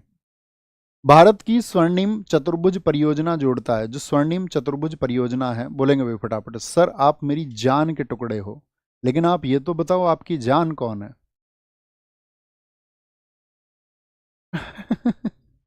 आओ, पढ़ो पढ़ो पढ़ो। क्या बोलोगे? स्वर्णिम चतुर्भुज परियोजना का क्या बोलेंगे? इसकी जो आधारशिला है, जो इसका आधारशिला है वो कब रखी गई थी? कब शुरू किया गया था इसको? तो इसको शुरू किया गया था आपका क्या बोलेंगे 1999 में। कौन प्रधानमंत्री थे? तो 1999 से 2004 आपका अटल जी थे। कौन थे? अटल जी थे, अटल जी। उन्होंने इसकी आधारशिला रखी थी, अटल बिहारी वाजपेयी जी ने, ठीक है, अटल बिहारी वाजपेयी जी ने। शुरू कब हुई थी ये परियोजना? शुरू हुई ये 2001 में। कब? 2001 में। पूछे पूर्ण कब हुई ये आपका? तो पूर्ण हुई ये 2012 में। मैं आपसे पूछूं इसकी कुल लंबाई कितनी है? कुल लंबाई कितनी है? कुल लेंथ कितनी है? तो 5846 किलोमीटर है। कौन कौन से शहरों को जोड़ती है? दिल्ली, मुंबई, चेन्नई, कोलकाता को। बिल्कुल ठीक बात है, ऑप्शन ए एकदम से सही हो जाएगा। कितने राज्यों से गुजरती है ये बताओ जरा फटाफट से। कितने राज्यों से स्वर्णिम चतुर्भुज जुड़ता है? यानी कि किसको जोड़ रहा है देश में आपका? क्या बोलेंगे आप कहोगे भैया देश में जोड़ते हैं ये आपका दिल्ली, दिल्ली से मुंबई, मुंबई से कहाँ जाता है आपका? फिर चेन्नई को, और चेन्नई से फिर कलकत्ता को। तो ये गोल्डन क्या बोलते हैं इसको? गोल्डन क्वाड्रिलेटरल होगा। राज्यों से गुजरती है, 13 राज्यों से, 13 राज्यों से ये गुजरती है, ठीक है। 13 राज्यों से गुजरती है। आपसे पूछे जो देश में आपका NHAI है एक, तो उसको बताओ। एक BRO है जो आपका पहाड़ों में सड़क बनाता है, BRO, वो क्या है? National highway authority of India. आप हाईवे पर जाते होंगे, नेशनल हाईवे पर तो लिखा देखते होंगे NHAI, national highway authority of India. तो ये जो NHAI है इसकी स्थापना कब हुई थी? इसका इस्टेब्लिशमेंट बताओ कब हुआ था? तो इसको इस्टेब्लिश किया गया था आपका क्या बोलेंगे 1995 में। कब इसका हेडक्वार्टर बनाया गया? नई दिल्ली में। लेकिन एक्ट भी इसका पूछ लिया जाता है। एक्ट आया था इसका 7 साल पहले 1988 में। 1988 में। बीआरओ की बात करें 1960 में बना, नई दिल्ली में। तो प्लेन पर एनएचएआई बनाएगा। और आपका बॉर्डर एरिया में कौन बनाता है? बॉर्डर रोड ऑर्गेनाइजेशन, सीमा सड़क संगठन बोलते हैं इसको। सड़क संगठन, बॉर्डर रोड ऑर्गेनाइजेशन इसको कहा जाता है, बॉर्डर रोड। भारत का सबसे लंबा नेशनल हाईवे कौन सा है? बताओ जरा फटाफट से। बोलेंगे $67 90 पर पहुंच गया है। यार तुम मुझसे क्या चाहते हो? आओ आगे। बॉर्डर रोड ऑर्गेनाइजेशन 2014 की स्पीच आपको सुननी चाहिए। 2014 की स्पीच आपको सुननी चाहिए अगर आप जागरूक छात्र हैं। मैं किसी तरफ भी अलाइन नहीं होना चाहूँगा। मैं किसी भी पार्टी का पक्ष नहीं रखना चाहूँगा यहाँ पर। मैं सिर्फ आपसे ये कहना चाहूँगा, आप 2014 के भाषण इस देश में जो थे चुनाव से पहले के, एक बार आप सुनना बस। मतलब मैं आपको जागरूक करने के लिए कह रहा हूँ। मैं ये नहीं कह रहा हूँ वो स्पीच गलत है, सही है, कुछ है। बस आप एक एनालिसिस करिए। आप इस देश के नागरिक हैं। इस देश के नागरिक होने के नाते आपको पता होना चाहिए। सिर्फ इतना भर, आप हमारे छात्र भी हैं, तो उस नाते भी मैं आपसे ये कहना चाहता हूँ कि आप बस गौर करिए, ठीक है? सिर्फ इतना भर। तो सबसे लंबा हाईवे आपने बताया NH44, बहुत ठीक आंसर है। पहले क्या होता था? अभी NH44 है, जैसे वो 4112 किलोमीटर का। तो पहले क्या होता था? वो NH7 हुआ करता था। क्या होता था? NH7 बोलेंगे भी फटाफट से। NH7 हुआ करता था। बहुत बढ़िया। NH7 हुआ करता था। यार तुम तो एकदम से गुस्से में आ जाते हो। देखो मैंने कुछ बोला अभी, अब बच्चे पता नहीं खुद को किसी पक्ष में महसूस कर लेते हैं। देखिए सिंपल सी बात है, छोटी सी मैं बात कहूँगा। हम सब लोग स्वतंत्र भारत में रहते हैं। यहाँ पर डेमोक्रेसी है, लोकतंत्र है। आप क्या काम अपनी जिंदगी में करोगे, आप उसको चुनने के लिए स्वतंत्र हैं या नहीं है? यस और नो में बताओ। आप स्वतंत्र होने चाहिए या नहीं? आप किस आइडियोलॉजी में बिलीव करोगे, इसके लिए आप स्वतंत्र होने चाहिए या नहीं होने चाहिए? आप कहोगे हाँ भैया बिल्कुल होने चाहिए।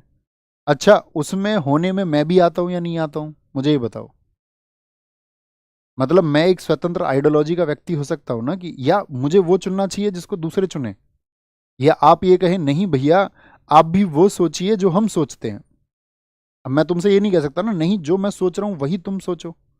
सिंपल सी बात है ना। तो यार सबको स्वतंत्र रहने दो, उनकी जितकी अपनी समझ है उनको चलने दो, है ना? ऐसे मत बोलो। अभी मैंने बोला 2014 के भाषण सुनो, किसी बच्चे ने पता नहीं क्या लिख दिया। इतने मतलब ऐसे इतने तुम मासूम क्यों हो? अरे सर 2014 के पहले के भाषण बाकी लोगों के भी सुनना, तो आप सुनोगे तो आपको लगेगा कि हाँ सही में जो बोलने लायक है वो बोलते हो। आप किसी और से compete करते हो, है ना? आएंगे सर, आप क्या करेंगे बाद में? हमने पूरा मैनिफेस्टो बनाया है। हम उसको अपने यहाँ जगह जगह पर भेज रहे हैं, सब जगह हमने भेजा हुआ है। और जब हम बोल रहे हैं जिसको, तो एज इट इज वैसा ही करेंगे। आएंगे अभी क्लास पर आए। अरे यार बुलाओगे लिस्ट 1 को लिस्ट 2 से। बंदरगाह जानते हैं आप सारे। अलेप्पी कहाँ पर है? एन्नौर कहाँ पर है? एन्नौर भैया तमिलनाडु में, मैं तो एन्नौर को जानता हूँ। पारादीप कहाँ पर है? उड़ीसा में है। काकीनाडा कहाँ पर है? मैं तो क्वेश्चन करके आता तो इस ऑप्शन से करके आता, मैं कहता 4, बी का ढूंढ लेते हैं 4। तो बी का 4 कहाँ पर मिलेगा? यहाँ पर मिलेगा बी का 4, ठीक है। और आपका क्या ढूंढता फिर मैं? सी का 2, भैया सी का 2 भी मिल गया, ठीक है। ए का 3 है। अलेप्पी कहाँ पर फिर मैं कर देता? केरल में। काकीनाडा में कर देता आंध्र प्रदेश में, ठीक है। तो क्या बन जाता? हमारा ऑप्शन डी बन जाता। बंदरगाह जानते हैं? भारत में बड़े बंदरगाह कितने हैं? जरा आंसर करें फटाफट से। भारत में बड़े बंदरगाह कितने हैं? बड़े बंदरगाह कितने हैं? तो बड़े बंदरगाह है भारत में 13 है। कहाँ कहाँ पर है? बोलना शुरू करें जरा। ये क्या है? नाम देखें सिर्फ। कांडला कहाँ पर है? गुजरात। मुंबई, मुंबई हो गया आपका, और जवाहरलाल नेहरू पोर्ट हो गया। ये 2 महाराष्ट्र में है। महाराष्ट्र में कितने हैं? 2। महाराष्ट्र में कितने बंदरगाह हैं? 2। मारमागुआ कहाँ पर है? ये गोवा में है, गोवा में है। मंगलौर कहाँ पर है? ये आपका कर्नाटक में है। कोच्चि कहाँ पर है? ये केरल में है। तो इधर देखो, जो भारत का वेस्टर्न साइड है, पश्चिमी तट इसको हम कहते हैं, इस पश्चिमी तट पर कितने बंदरगाह हैं टोटल? आप संख्या बताइए। तो पश्चिमी तट पर आपका 6 बंदरगाह हैं। ऐसे ही पूर्वी तट पर 6 हैं। कौन कौन से? कलकत्ता हो गया, वेस्ट बंगाल, ठीक है। आपसे पूछे पारादीप अभी बताया उड़ीसा में, विशाखापट्टनम कहाँ पर है, आंध्र प्रदेश में, एन्नौर तमिलनाडु में है, आपका चेन्नई भी तमिलनाडु में है, तुतीकोरिन भी तमिलनाडु में है। तो तमिलनाडु में वह कौन सा राज्य है जिसमें सबसे ज्यादा बंदरगाह हैं? तो तमिलनाडु में कितने? तमिलनाडु में तुतीकोरिन हो गया, चेन्नई हो गया, एन्नौर हो गया। तो इधर भी कितने हो गए? यानी ईस्टर्न कोस्ट जो हमारा पूर्वी तट है, पूर्वी तट है, उस पर कितने हैं? पूर्वी तट पर आपका 6 हैं, 6। पोर्ट ब्लेयर है, पोर्ट ब्लेयर है, क्या बोलोगे? अंडमान एंड निकोबार आइसलैंड, अंडमान और निकोबार आइसलैंड, ठीक है, अंडमान निकोबार आइसलैंड, बिल्कुल लेंगे क्लास। चलो, भारत सरकार ने एफआरबीएम राजकोषीय उत्तरदायित्व और बजट प्रबंधन अधिनियम किस वर्ष लागू किया? किस वर्ष लागू किया? फेमा एंड फेरा, फेमा एंड फेरा। तुम्हें पता है कल मैंने अपना पहला वो पॉडकास्ट होता है ना, पहला पॉडकास्ट, वो शूट कर लिया। शूट कर लिया का मतलब क्या है? मतलब ऐसे ही एक भाई आए थे हमसे मिलने को, और उन्होंने ऐसी बात होती रही, नमकीन बिस्कुट खाए, बोले मुझे तुम्हारे बाद में 5-7 मिनट चाहिए। मैंने कहा ठीक है, कोई बात होगी इनकी निजी, जैसे कल शादी वाली रात की बात थी कोई, मैंने कहा शायद इनकी भी कोई समस्या होगी। मैंने कहा भाई बताओ क्या करना है? तो वैसे रोड पे हम टहलने लगे बाहर, मैंने कहा चलो सड़क पे चलते हुए बात करेंगे। हाँ, तो बोले नहीं जी अंदर ही बैठना है। मैं एकदम से घबरा गया मैंने कहा यार अंदर का क्या मतलब है? तो फिर उन्होंने बोला जी ऐसे ऐसे मुझे कुछ सूट करना है। तो फिर बातें हुई, तो हमने कल उनसे बातें की, तो पहली बार हमने कहीं बात की, नहीं तो ऐसा हुआ था अपने अध्यापन के दौरान जब मुझे लगता था कि नहीं यार पढ़ाने को अपनी प्रायोरिटी देना है, तो आप सबको पता होगा मैंने कहीं पर कोई इंटरव्यू, कहीं पर किसी तरह का कोई भी, जितने भी प्लेटफॉर्म से जहाँ लोग जाकर के इच्छुक होते थे, मैं कहीं नहीं गया था, कहीं नहीं। इवन मतलब आप समझिए कोई भी ऐसा प्लेटफॉर्म नहीं था। या कई बार तो कई प्रोटेस्ट के बाद में कई न्यूज़ चैनल, बाइट वगैरह, बस एक जगह हम गए थे आपका एसएससी की बात को रखने के लिए, एक न्यूज़ चैनल पे सिर्फ, ठीक है।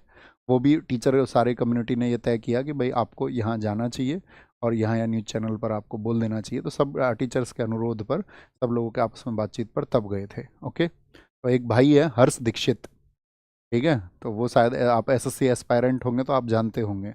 वो मतलब स्टडी मटेरियल कंटेंट इसको देते हैं। तो कल वो इधर कहीं शादी में आए हुए थे, तो तब मुलाकात हुई। मतलब हमारी जान पहचान पहली भी है। सुना है नाम तुमने? सुना होगा, है ना। चलिए आए आगे। भारत सरकार ने एफआरबीएम, एफआरबीएम का फुल फॉर्म भैया बहुत पूछा जाता है, बहुत इंपॉर्टेंट है, एक दो बार बोलो आज ही क्लास में।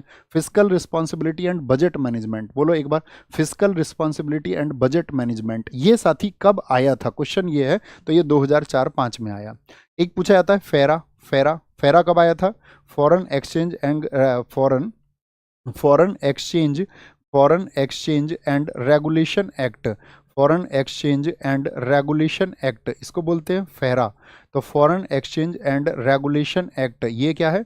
फेरा है, फेरा। फेरा कब आया था आपका? तो फेरा आया था आपका, फेरा आया था 1973 में। लागू कब हुआ था?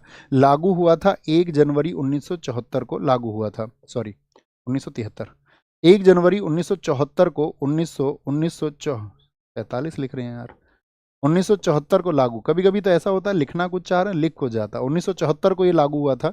बाद में इस फेरा की जगह क्या लाया गया था? फेमा लाया गया था, फेमा, फेमा, फेमा। फेमा का फुल फॉर्म क्या था? ये था आपका foreign exchange and management act. क्या बोलोगे? Foreign exchange and management act था, मैनेजमेंट एक्ट था। ये कब आया था आपका? याद रख लेना, 1998 में इसको निष्क्रिय करके फिर फेमा लाया गया था 1998 में, ठीक है। क्या बोलेंगे? जो क्या बोलते हैं आपका, जैसे हमने बात की अभी एफआरबीएम की, तो इसमें क्या बोल दिया गया कि भाई लेन देन में आरबीआई कोई हस्तक्षेप, कोई अनुमति नहीं करेगा, ठीक है, कोई अनुमति नहीं, वो कोई हस्तक्षेप नहीं करेगा। किसी भी व्यावसायिक बैंक के एमएमआईडी कोड में कितने अंक होते हैं? पहले एमएमआईडी का फुल फॉर्म लिखिए, एमएमआईडी का फुल फॉर्म लिखिए, एमएमआईडी का, फटाफट से आंसर करेंगे, अतिरिक्त बातें नहीं। चलो आंसर आना चाहिए सबका परफेक्ट सा। एमएमआईडी का फुल फॉर्म, तो एमएमआईडी का फुल फॉर्म होता है मोबाइल मनी आइडेंटिफायर। क्या होता है? Mobile mobile mobile money, mobile money identifier. क्या बोलोगे? आइडेंटिफायर होता है मोबाइल मनी आइडेंटिफायर, एमएमआईडी, ठीक है। कितने अंक का होता है एमएमआईडी? 7 अंकों का होता है। 10 अंकों का हमारे देश में क्या होता है? तो ये पैन कार्ड होता है। क्या होता है? पैन कार्ड होता है, pan card, permanent account number, इसको बोलते हैं स्थायी खाता संख्या। 12 अंकों का क्या होता है? आधार होता है, आधार होता है, क्या बोलोगे? आधार कार्ड होता है, आधार कार्ड होता है, ठीक है। जीएसटी कितने अंकों का होता है? गुड्स एंड सर्विस टैक्स, वो होता है आपका 15 अंकों का जीएसटी। इसी को बोलते हैं GSTIN, goods and service tax identification number होता है। जीएसटीआईएन कितने अंकों का आता है? 15 अंकों का आता है। एटीएम, ऑटोमेटेड टेलर मशीन जो होती है, उसमें एटीएम का जो नंबर होता है वो 16 डिजिट का होता है, 16 अंकों का होता है। सीवीवी बताओ, सीवीवी कितने अंकों का होता है? आपके डेबिट कार्ड पर 3 अंकों का होता है, इसको बोलते हैं कार्ड वेरिफिकेशन वैल्यू। क्या बोलेंगे? कार्ड वेरिफिकेशन वैल्यू इसको कहा जाता है, सीवीवी, याद रखना। वोटर आईडी कितने अंकों की होती है? वोटर आईडी हमारे देश में कितने अंकों की होती है? तो वोटर आईडी होती है 10 अंकों की, जिसको बोलते हैं ईपीआईसी नंबर। तो अभी देश में बहुत चर्चित रहा ईपीआईसी नंबर, आपको याद होगा, इसको क्या बोलते हैं? Election photo identity card. आप वोट बनवाते हैं 18 के बाद में, मुझे बताओ किस संविधान संशोधन के द्वारा 18 वर्ष वोट की उम्र कर दी गई थी? पहले 21 वर्ष थी। तो क्या बोलेंगे? वो कौन सा संशोधन था? उस संशोधन का नंबर आपको बताना है कि ये संविधान संशोधन था। अभी आप सब लोग वोट के लिए एलिजिबल है और हम सबको अपनी सरकारें चुनने का अधिकार है। यही देश में संविधान के मायने हैं, यही लोकतंत्र के मायने भी हैं। तो अभी देश में आपको पता होगा एसआईआर चल रहा था, स्पेशल इन्वेस्टिगेशन, आपका रिवीजन चल रहा था, गहन आपका जो पुनरीक्षण चल रहा था आपका, किसके लिए? वोट के लिए। तो एसआईआर आप सब लोगों ने कराया होगा, कराना भी चाहिए एक जागरूक नागरिक होने के नाते कि आपको वोट है। दरअसल में इस देश में दिक्कत क्या है? बहुत सारी परेशानी ये है कि जो यूथ है, मतलब जिसकी 18 साल उम्र हुई है, 19 साल हुई है, 20 साल हुई है, वो गांव की प्रधानी के चुनाव में तो इंटरेस्ट ले लेता है, क्योंकि उसको कहीं ना कहीं से प्रधान घेर ही लेता है किसी के माध्यम से। वही कहेगा भाई तुमको वोट डालनी है, उसको बाहर से भी बुलवा लेंगे, बोले लड़का कॉलेज गया है, बोलो बुला लो जी एक दिन के लिए, खर्चा पानी हम दे देंगे। लेकिन जैसे ही विधानसभा, लोकसभा, इन सब के चुनाव आते हैं तो बहुत सारे युवा जो हैं वो पार्टिसिपेट नहीं करते। उनको लगता है ठीक है, कोई व्यक्ति है दूर का लड़ रहा है, बुजुर्ग आदमी चुनाव लड़ रहे हैं, ये चोर हैं सारे। बहुत सारे पता चला उनको, यार जिसको तुम वोट देने के लिए कह रहे हो 4 लोग हैं, चारों में से चारों के चारों धन की वसूली करते थे दिन रात, कब्जे कर रखे हैं इन्होंने अरबों रुपए के, अब मैं किसको चुनूं? ये भी एक कारण है। तो मेरी ये उम्मीद है कि आप में से कल बहुत सारे साथी सफल होंगे, सारे ही आप सफल हों, किसी भी क्षेत्र में हों, चाहे ये ज़रूरी नहीं है। क्योंकि मैं तो हमेशा ये कहता रहा कि गवर्नमेंट जॉब का जो प्रतिशत है वो 1 से 1.5% है, यानी 100 बच्चों में से 1 से 2 बच्चों की नौकरी सरकारी लग पाती है। 98 को कहीं ना कहीं एडजस्ट करना पड़ता है, ठीक है। तो आपको शायद कल कुछ और करेंगे और उम्मीद करेंगे कल आप कुछ बेहतर करेंगे। तो जब आप कुछ बेहतर करेंगे तो आप लोगों के लिए एक विकल्प बनना, ईमानदारी के साथ में विकल्प बनना, ओके। तो वोटर आईडी कार्ड ईपीएससी हो गया, ईपीआईसी हो गया, ठीक है। एसआईआर जरूर करा लेना अपना, क्योंकि आपका वो अधिकार है, वो आपके पास बचे रहना चाहिए। उसके बाद में आपको तय करना है, वोट देने का आपका अपना अधिकार है, आप स्वतंत्र व्यक्ति हैं, आप चाहे जिसको वोट दें, ठीक है, आप उसके लिए स्वतंत्र हैं। उसके लिए किसी मैनिपुलेशन में आपको नहीं आना है, किसी के कहने में आपको नहीं आना है, आपको विचार करना है, क्योंकि आप पढ़े लिखे हैं, आप शिक्षित हैं, और जो सही विकल्प आपको लगे आप उनको चुनें। पूरे देश भर में आप, चाहे अभी हमारी बातें चाहे बिहार में सुन रहे हैं आप, चाहे आप मध्य प्रदेश में सुन रहे हो, चाहे आप हमारी बात राजस्थान में सुन रहे हो, चाहे उत्तर प्रदेश में, चाहे उत्तराखंड में, जहाँ कहीं भी, तो ये सब पर लागू होती है, ओके। आगे आएंगे।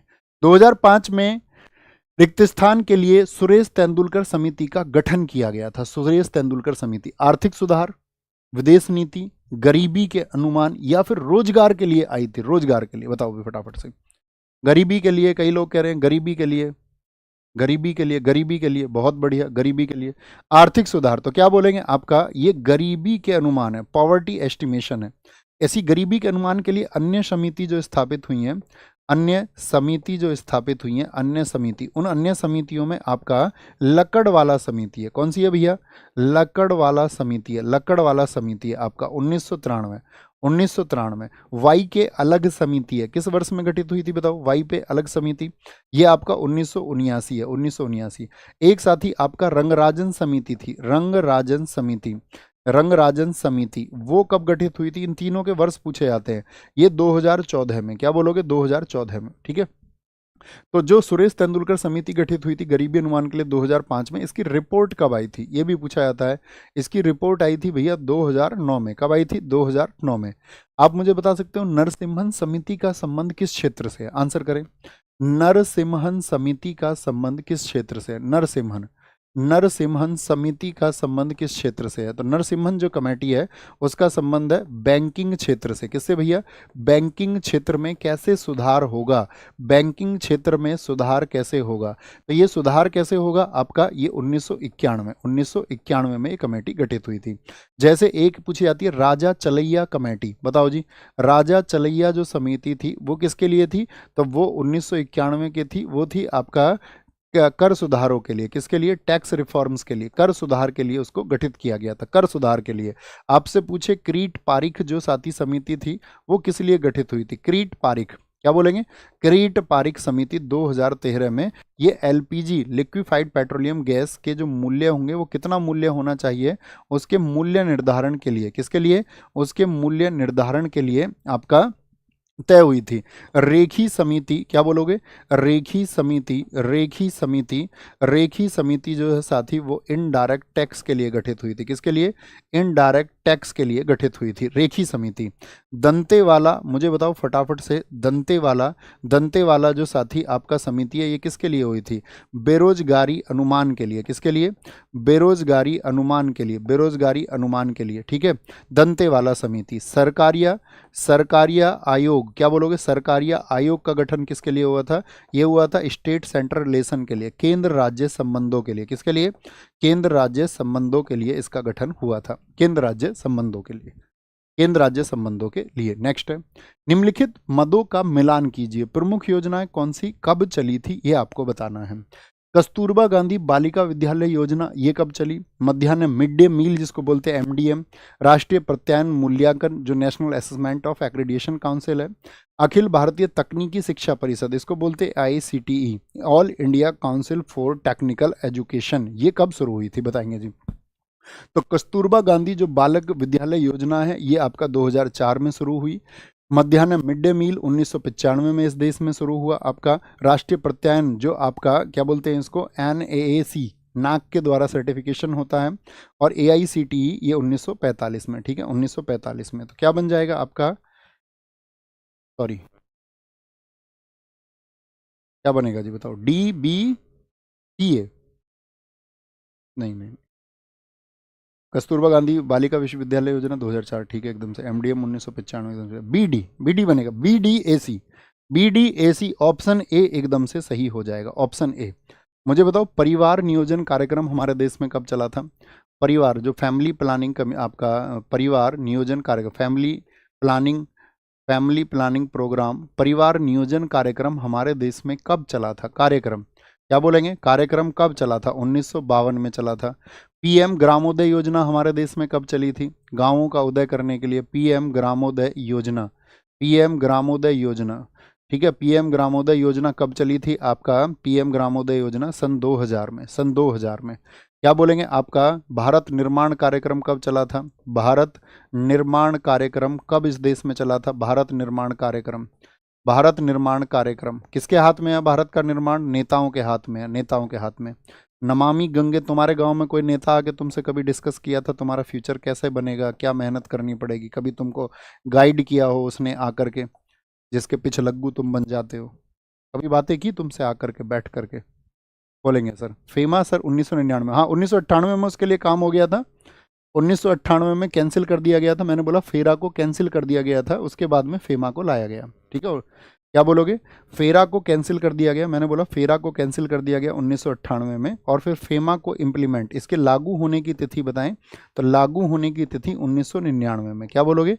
1999 में फेमा को लागू कर दिया गया था, ओके। ये हमने बताया कि आपका इसको कैंसिल कर दिया गया।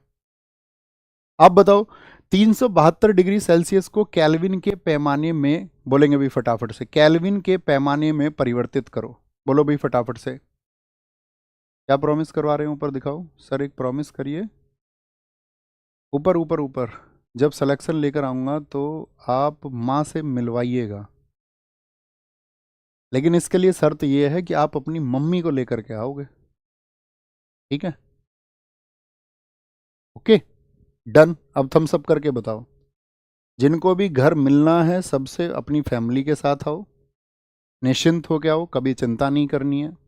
मेरे घर को अपना घर समझना, आराम से आना, रुकने के लिए आना, ठीक है, कोई दिक्कत नहीं है। लेकिन परिवार के साथ में आना, मम्मी आए, पिताजी आए, बहन आई, भाई आए, ये सोच के मत आना कि हम कभी ग्रेटर नोएडा आएंगे या सिकंदराबाद आएंगे, गांव में आएंगे तो वहाँ रुकने की जगह होगी, हमारे परिवार के लिए सुरक्षित जगह होगी या नहीं होगी। तो निसंकोच आना, आपका अपना घर है, ठीक है, प्रॉमिस टू यू। आगे आएंगे, 372 डिग्री सेल्सियस को केल्विन पैमाने में परिवर्तित करो। देखो डिग्री सेल्सियस को अगर केल्विन में बदलना है तो केल्विन के लिए क्या होता है, केल्विन का सीधा सीधा है आपका डिग्री सेल्सियस में 273 डिग्री जोड़ दो, तो 273 जोड़ोगे 3 2 5 आ जाएगा, 5 के डिजिट इसमें, यूनिट डिजिट से काम कर लिया करो, मैथ के स्टूडेंट हो तुम। बाकी फ़ारेनहाइट की बात करें तो C/5 बराबर F-32/9 होता है, ठीक है, F-32/9 होगा।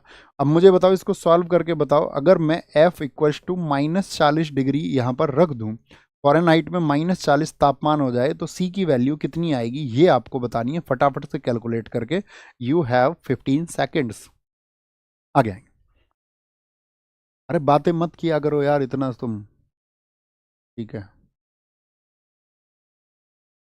आगे बताएंगे, फटाफट से आंसर करें, तब तक आंसर नहीं आएगा तब आगे बढ़ेंगे, जब आंसर आ जाएगा उससे पहले नहीं बढ़ेंगे आगे। बहुत शानदार, सर 1 महीने रुकेंगे वहाँ, रुक जाना भैया, कोई दिक्कत नहीं है, आपने इस काबिल हमें बनाया है।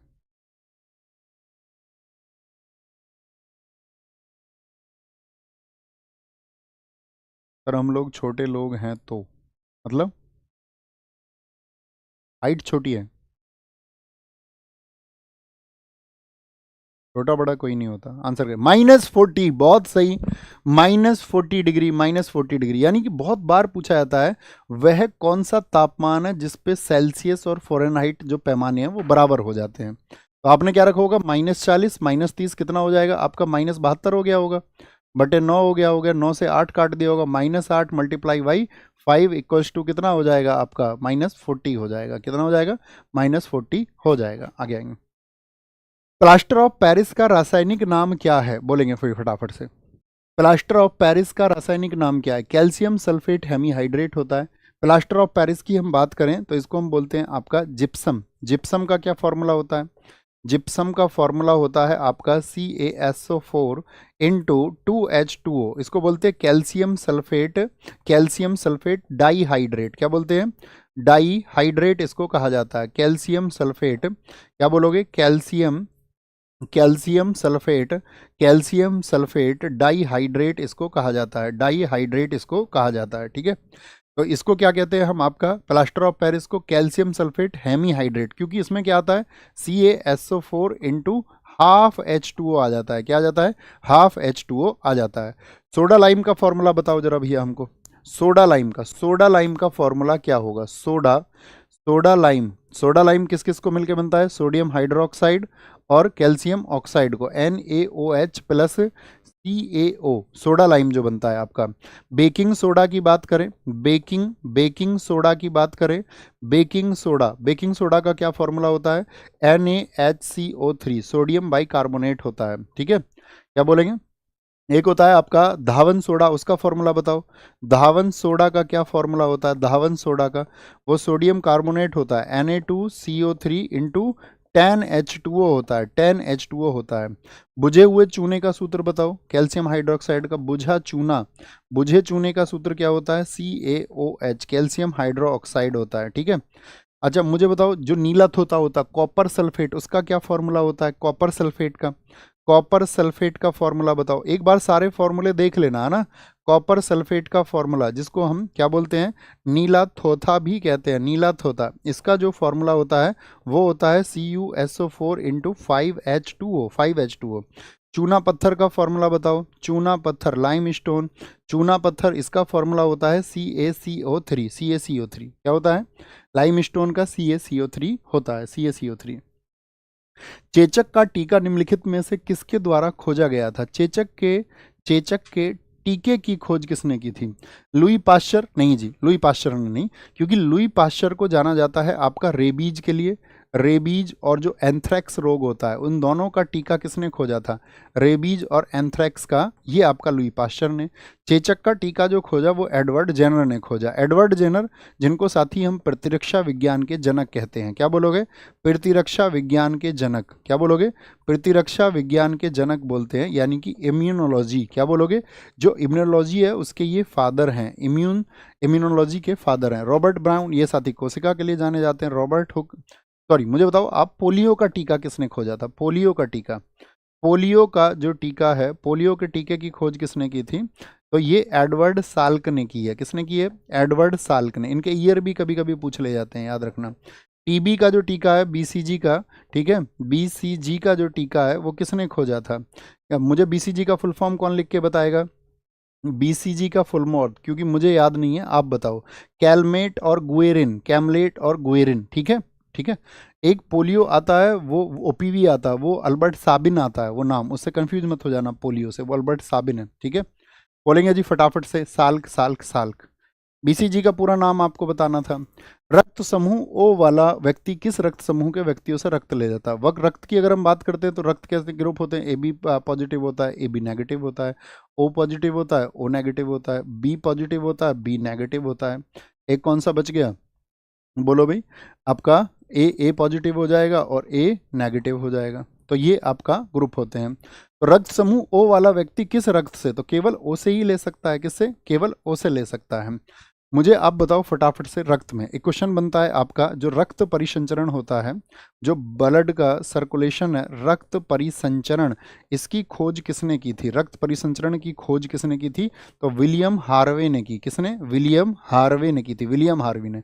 लेकिन पूछे रक्त परिसंचरण के ब्लड ग्रुप से, रक्त समूह की खोज किसने की? रक्त समूह की खोज किसने की? तब नाम आएगा कार्ल लैंड स्टीनर का। किसका? कार्ल लैंड स्टीनर का नाम आता है, कार्ल लैंड स्टीनर। आरबीसी के बारे में, रक्त में जो रेड ब्लड कॉर्पसेल्स होते हैं, आरबीसी का जो विवरण दिया था वो किसने दिया था? आरबीसी का विवरण दिया था आपका ल्यूवेन हॉक ने। किसने? ल्यूवेन हॉक ने। ये दिया था इन्होंने 1675 में।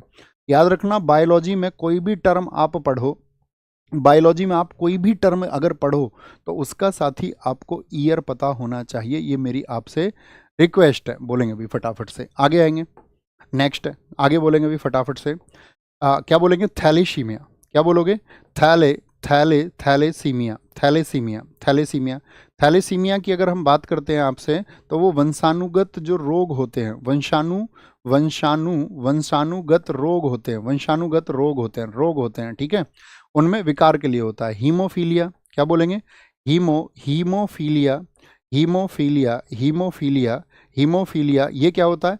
रक्त के जो साथी आपका ब्लड होता है, रक्त में थक्के बनने में जो समस्या आ जाती है, थक्के न बनना, इस रोग को बोलते हैं हीमोफीलिया। जैसे आपसे मैं पूछूं हीमोफोबिया क्या होता है? हीमोफोबिया, तो हीमोफोबिया होता है रक्त से जब आप डरने लग जाएं। फोबिया का मतलब ही क्या होता है? रक्त से डरना, रक्त से डरना। क्या बोलोगे? आपका रक्त का अध्ययन क्या कहलाता है? रक्त का अध्ययन क्या कहलाता है? रक्त का अध्ययन कहलाता है आपका हेमेटोलॉजी। क्या बोलोगे? हेमेटोलॉजी। जनक कौन है हेमेटोलॉजी के पूछा जाए आपसे तो बोलेंगे विलियम हैवसन है। क्या बोलोगे? विलियम हैवसन है। जब ब्लड ग्रुप की बात आए तो मुझे बताओ आप फटाफट से, कौन सा ब्लड ग्रुप होता है जिसमें कोई एंटीजन नहीं होता? जैसे ओ है, ओ में क्या होता है? कोई एंटीजन नहीं होता, कोई एंटीजन नहीं होता। और सर्वदाता ग्रुप कौन सा है? जो सबको ब्लड डोनेट कर सकता है, जो सबको डोनेट कर सकता है, ठीक है। तो सबको डोनेट करने वाला कौन सा होता है बोलेंगे? एक तो होता है आपका ए बी क्या होता है? इसको बोलते हैं सर्वग्राही। क्या बोलते हैं इसको? सर्वग्राही। ए बी कौन सा होता है? पॉजिटिव होता है। और ओ नेगेटिव वो होता है, ओ नेगेटिव जो सबके लिए रक्त का दाता होता है, ठीक है, रक्त का दाता होता है। अच्छा, रक्त क्या है एक मुझे बता सकते हैं आप? रक्त क्या है? एक ब्लड कनेक्टिंग टिश्यू है। क्या है? क्या बोलेंगे? ब्लड क्या है? एक कनेक्टिंग टिश्यू होता है, एक संयोजी ऊतक होता है। कैसा? वो भी लिक्विड, तरल संयोजी ऊतक होता है। कितना पीएच मान होता है रक्त का बताओ? ब्लड की जो पीएच वैल्यू है वो कितनी होती है? 7.4 होती है। कितनी होती है? 7.4 होती है, 7.4। किस किस से मिल करके बना होता है? वाटर से, प्लाज्मा से, आरबीसी से, आपका क्या बोलोगे, सॉरी, आरबीसी होता है, डब्ल्यूबीसी होता है, प्लेटलेट्स होती हैं और प्लाज्मा होता है। इन चार से मिलकर के क्या होता है, हमारा ब्लड बनता है। कोई दिक्कत, कोई परेशानी? बोलेंगे भाई फटाफट से। ओके, अब हम आपको दे देते हैं होमवर्क। होम्योपैथी के संस्थापन नहीं, संस्थापक कौन है? हो जाती है गलती, इनके लिए माफ करें। होम्योपैथी के संस्थापक कौन है? ठीक है, आगे आएंगे। ओके, आगे आएंगे, फटाफट से आएंगे।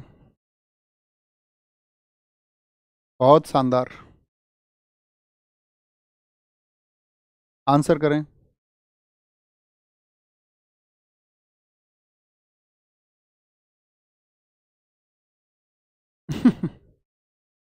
आगे आएंगे आएंगे। ओके, अभी बाय बाय, टेक केयर सारे साथी। अब चले जाएंगे, बाकी किसी का कोई क्वेश्चन है तो आप रख सकते हैं, जिनके पास समय हो, जिनका एग्जाम नज़दीक है वो चले जाएं। चलें जी, फटाफट से आंसर करेंगे, आंसर आएंगे। जय महाकाल, बहुत शानदार। चले भैया, दिखाएं, किसी का कोई क्वेश्चन तो नहीं है एग्जाम से रिलेटेड? सर सिर्फ इन प्रैक्टिस सेट को करने से हो जाएगा? क्या हो जाएगा? करना क्या है वो तो बताओ। दिल्ली पुलिस के लिए कर रहे हैं ना आप, एमटीएस के लिए कर रहे हैं, और हम एक फाइनल रिवीजन कर रहे हैं। जो साथी अच्छे हैं, अच्छे से पढ़ाई कर रहे थे, शायद उनका ये सवाल नहीं होगा। सर सबसे लंबे समय तक किसने शासन किया था भारत पर? भारत पर मतलब राजाओं में या व्यवस्थाओं ने? राजाओं में तो बिम्बिसार का नाम है, 544 बीसी से 492 बीसी तक, 52 वर्षों तक। बहुत थैंक यू भावना दीदी। भैया एक शायरी सुनो। अभी सूरज नहीं डूबा, जरा सी शाम होने दो, मैं खुद लौट आऊंगा, मुझे नाकाम होने दो। मुझे बदनाम करने के बहाने ढूंढते हो क्यों? मैं खुद हो जाऊंगा बदनाम, पहले नाम तो होने दो। अभी मुझको नहीं करना है एतराफ़ शिकस्त अपना, मैं सब तस्लीम कर लूँगा, ये चर्चा आम होने दो। मेरी हस्ती नहीं अनमोल फिर बिक नहीं सकता, वफ़ाएं बेच लेना ज़रा नीलाम होने दो। और नए आगाज में ही हौसला क्यों तोड़ बैठे हो, सब कुछ तुम ही जीतोगे, ज़रा अंजाम होने दो। है ना? तो मेहनत करिए और वो अंजाम का पल आएगा और आप सफल होंगे। अगर हमारी योजनाएं बेहतर हैं तो हमें सफल होने से कोई नहीं रोक सकता। आपकी योजनाएं अच्छी हैं, आप बहुत मेहनत करते हैं, तो आप ज़रूर सफल होंगे। अपना ख्याल रखिए। Bye bye, take care. जय हिंद, जय भारत, नमस्ते। आपके घर परिवार में सभी बुजुर्गों को, सभी जो बड़े हैं उनको नमस्ते। Thank you.